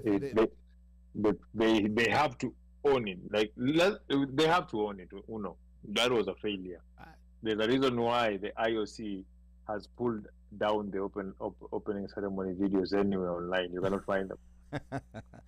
Me, kwanza, Right. this opening ceremony for France, I don't know. I don't know. There was It was a just failure. It was a big failure. whatever they tried to do along the river. I think they should have just gone. Whatever they tried to do, for me, it was kind of a flop for me because they took it away for the They athletes. tried to market Paris France. as a destination city. Yep. They Yeah. tried to use the river and to Show- show all the show you tourist all the attractions tourism attractions. that they Aye. were opening the thing. I don't But know. now, I don't know, man. the Where, thing- where's all the- those, everything that they tried, it was a failure. But you cannot, you mock religion, you put, nah, you mock a lot of people. You angered a lot of people. The thing is, the Olympics is not a Western affair only. The Olympic is a worldwide affair. Correct. where is the A next Olympics majority gonna of the be? people who are watching the Olympics felt offended Where's the because next? there's Where's so the next many one gonna be? Where's the next Olympics Pardon? gonna be? Next Olympics itakuwa wapi? Me, I'm already looking forward to the next Olympics because I think they're in Australia, if I'm not wrong, and then America. okay. America, I know the World Cup is coming here, 2026. Your The time in the Olympics is Caribbean. coming too. Olympics is also gonna be in the US. What year? In 2020, 2028? Actually, the next Olympics The are next, going to be the in next LA. Olympics is in LA, 2028. Yeah. Or 2028? 2028. And that's Yeah, the one that I think LA. is split in different cities. Okay. Yeah. The World Cup is the one that's Is it? going Yeah. across Mexico, Olympics. Canada, and the US. Summer, that- yeah, Summer Olympics is in LA. Which What is wanza kujipanga? that right and the there. last time LA had it was what, 80? 84? 84. 84, 84 yeah. was the last 84, LA Olympics, yeah. Yeah. Mhm. Because Carl 96 was Lewis. in Atlanta. Yeah, Carl Lewis. Yeah, so America has been having a lot of Olympics because 84 But- LA, and then Wako it- na- it- and wako then na 96 Atlanta. Uh, No, you know the also thing came- is, it what they also say the came in- Olympics is the city killer. No, World Cup was in 90, was in No, US. So Olympics, 96 the we Olympics, had- the I city think we killer had Atlanta. because, One at a uh, time. when you host the Olympics, what most cities have been doing when they host the Olympics, they've been building infrastructure. Yes. And then when the Olympic leaves, those infrastructure don't have anything to be done for. Like in Atlanta. They wrote, yeah, Atlanta, Beijing, Rio, Montreal Tokyo, in Canada. Yeah. London, Montreal. Like, so all of these, they're left in debts and debts or in the thousands. So what has been happening, or what's now happening, is cities that are bidding are cities that have the infrastructure, and what they cannot have, they will improvise, and they tell the IOC we're not spending any, because the IOC needs to be hosted, regardless of what it is. So right now it's become easier for cities that already have the infrastructure to bid to host, because other cities don't want to go that way. Your budget, you take a 3 years budget for your city to host an Olympic Games, which doesn't make you break even because the tickets are damn cheap. It's never a for profit thing. So your city will get broke and dies. Yeah, Olympics. So right now you're gonna see a lot of recycling. Yeah, of Olympics those is countries they're gonna generally be hosting. Yeah, Olympics is generally very bad business. That's why I'm glad it's never been in Africa.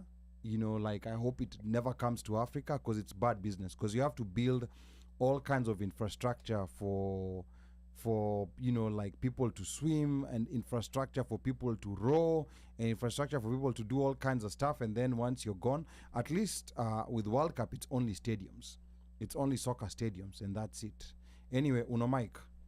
Wahenga walinena kilicho na mwanzo hakina budi kuwa na mwisho. Meli imetia nanga. We are about to wrap this puppy up. Mika och kade tugende.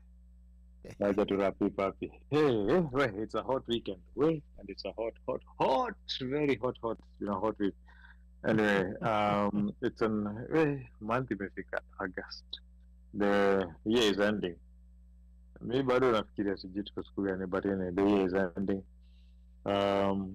Summer is ending, back to school is here. Wazazi, ng'ang'aneni, wapenzi wachangiaji, thank you very much for joining us, showing us.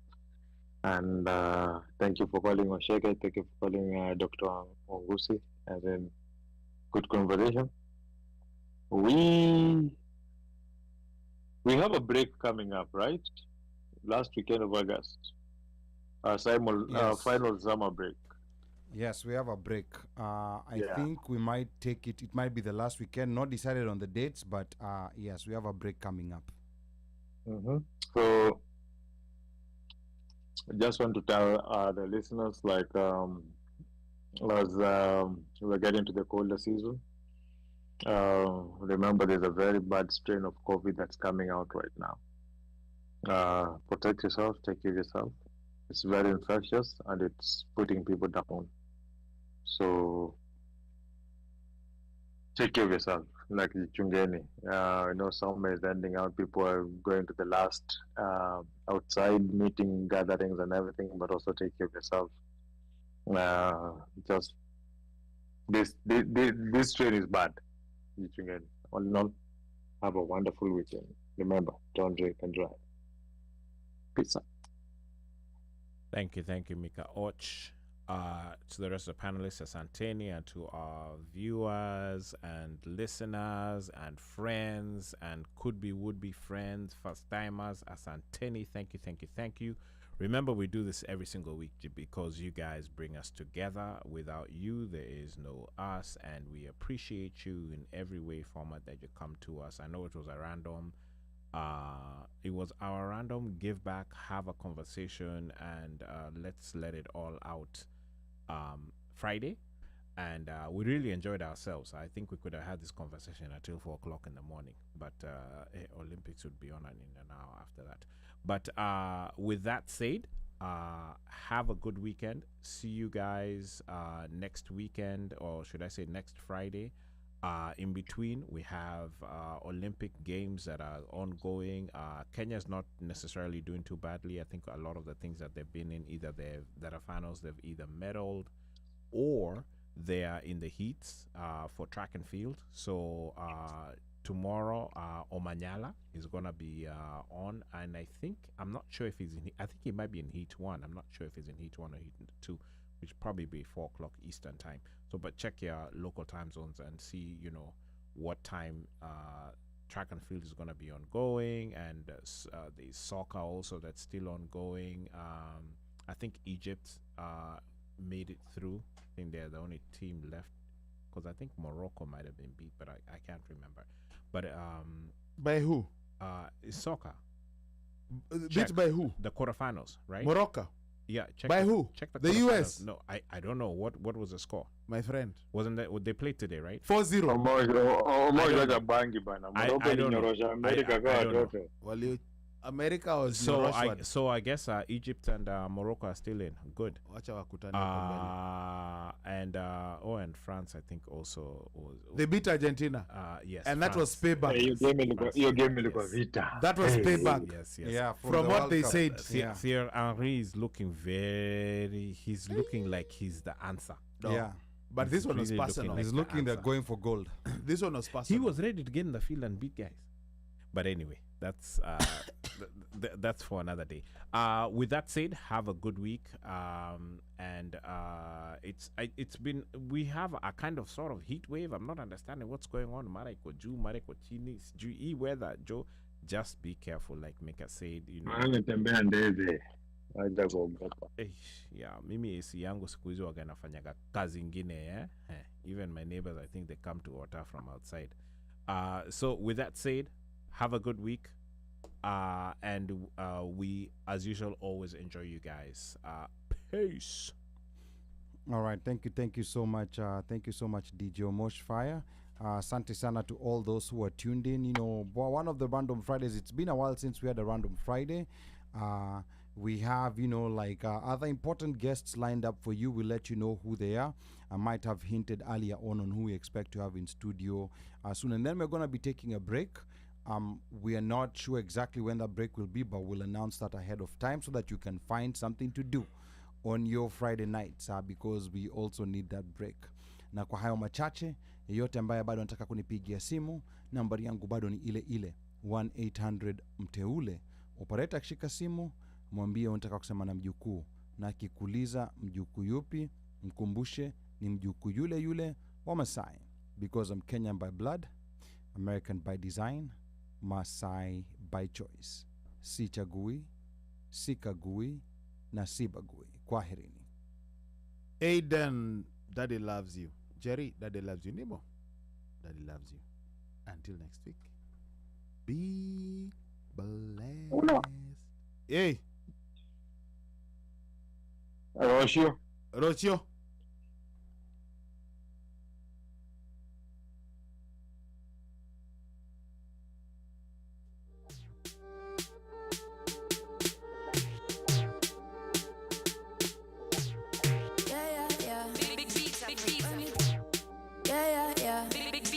When you drop it down low on the floor, yeah, that's what you prefer. Put your money where your mouth on there, yeah, that's what me prefer. Set it, pick up, set it, pick up when me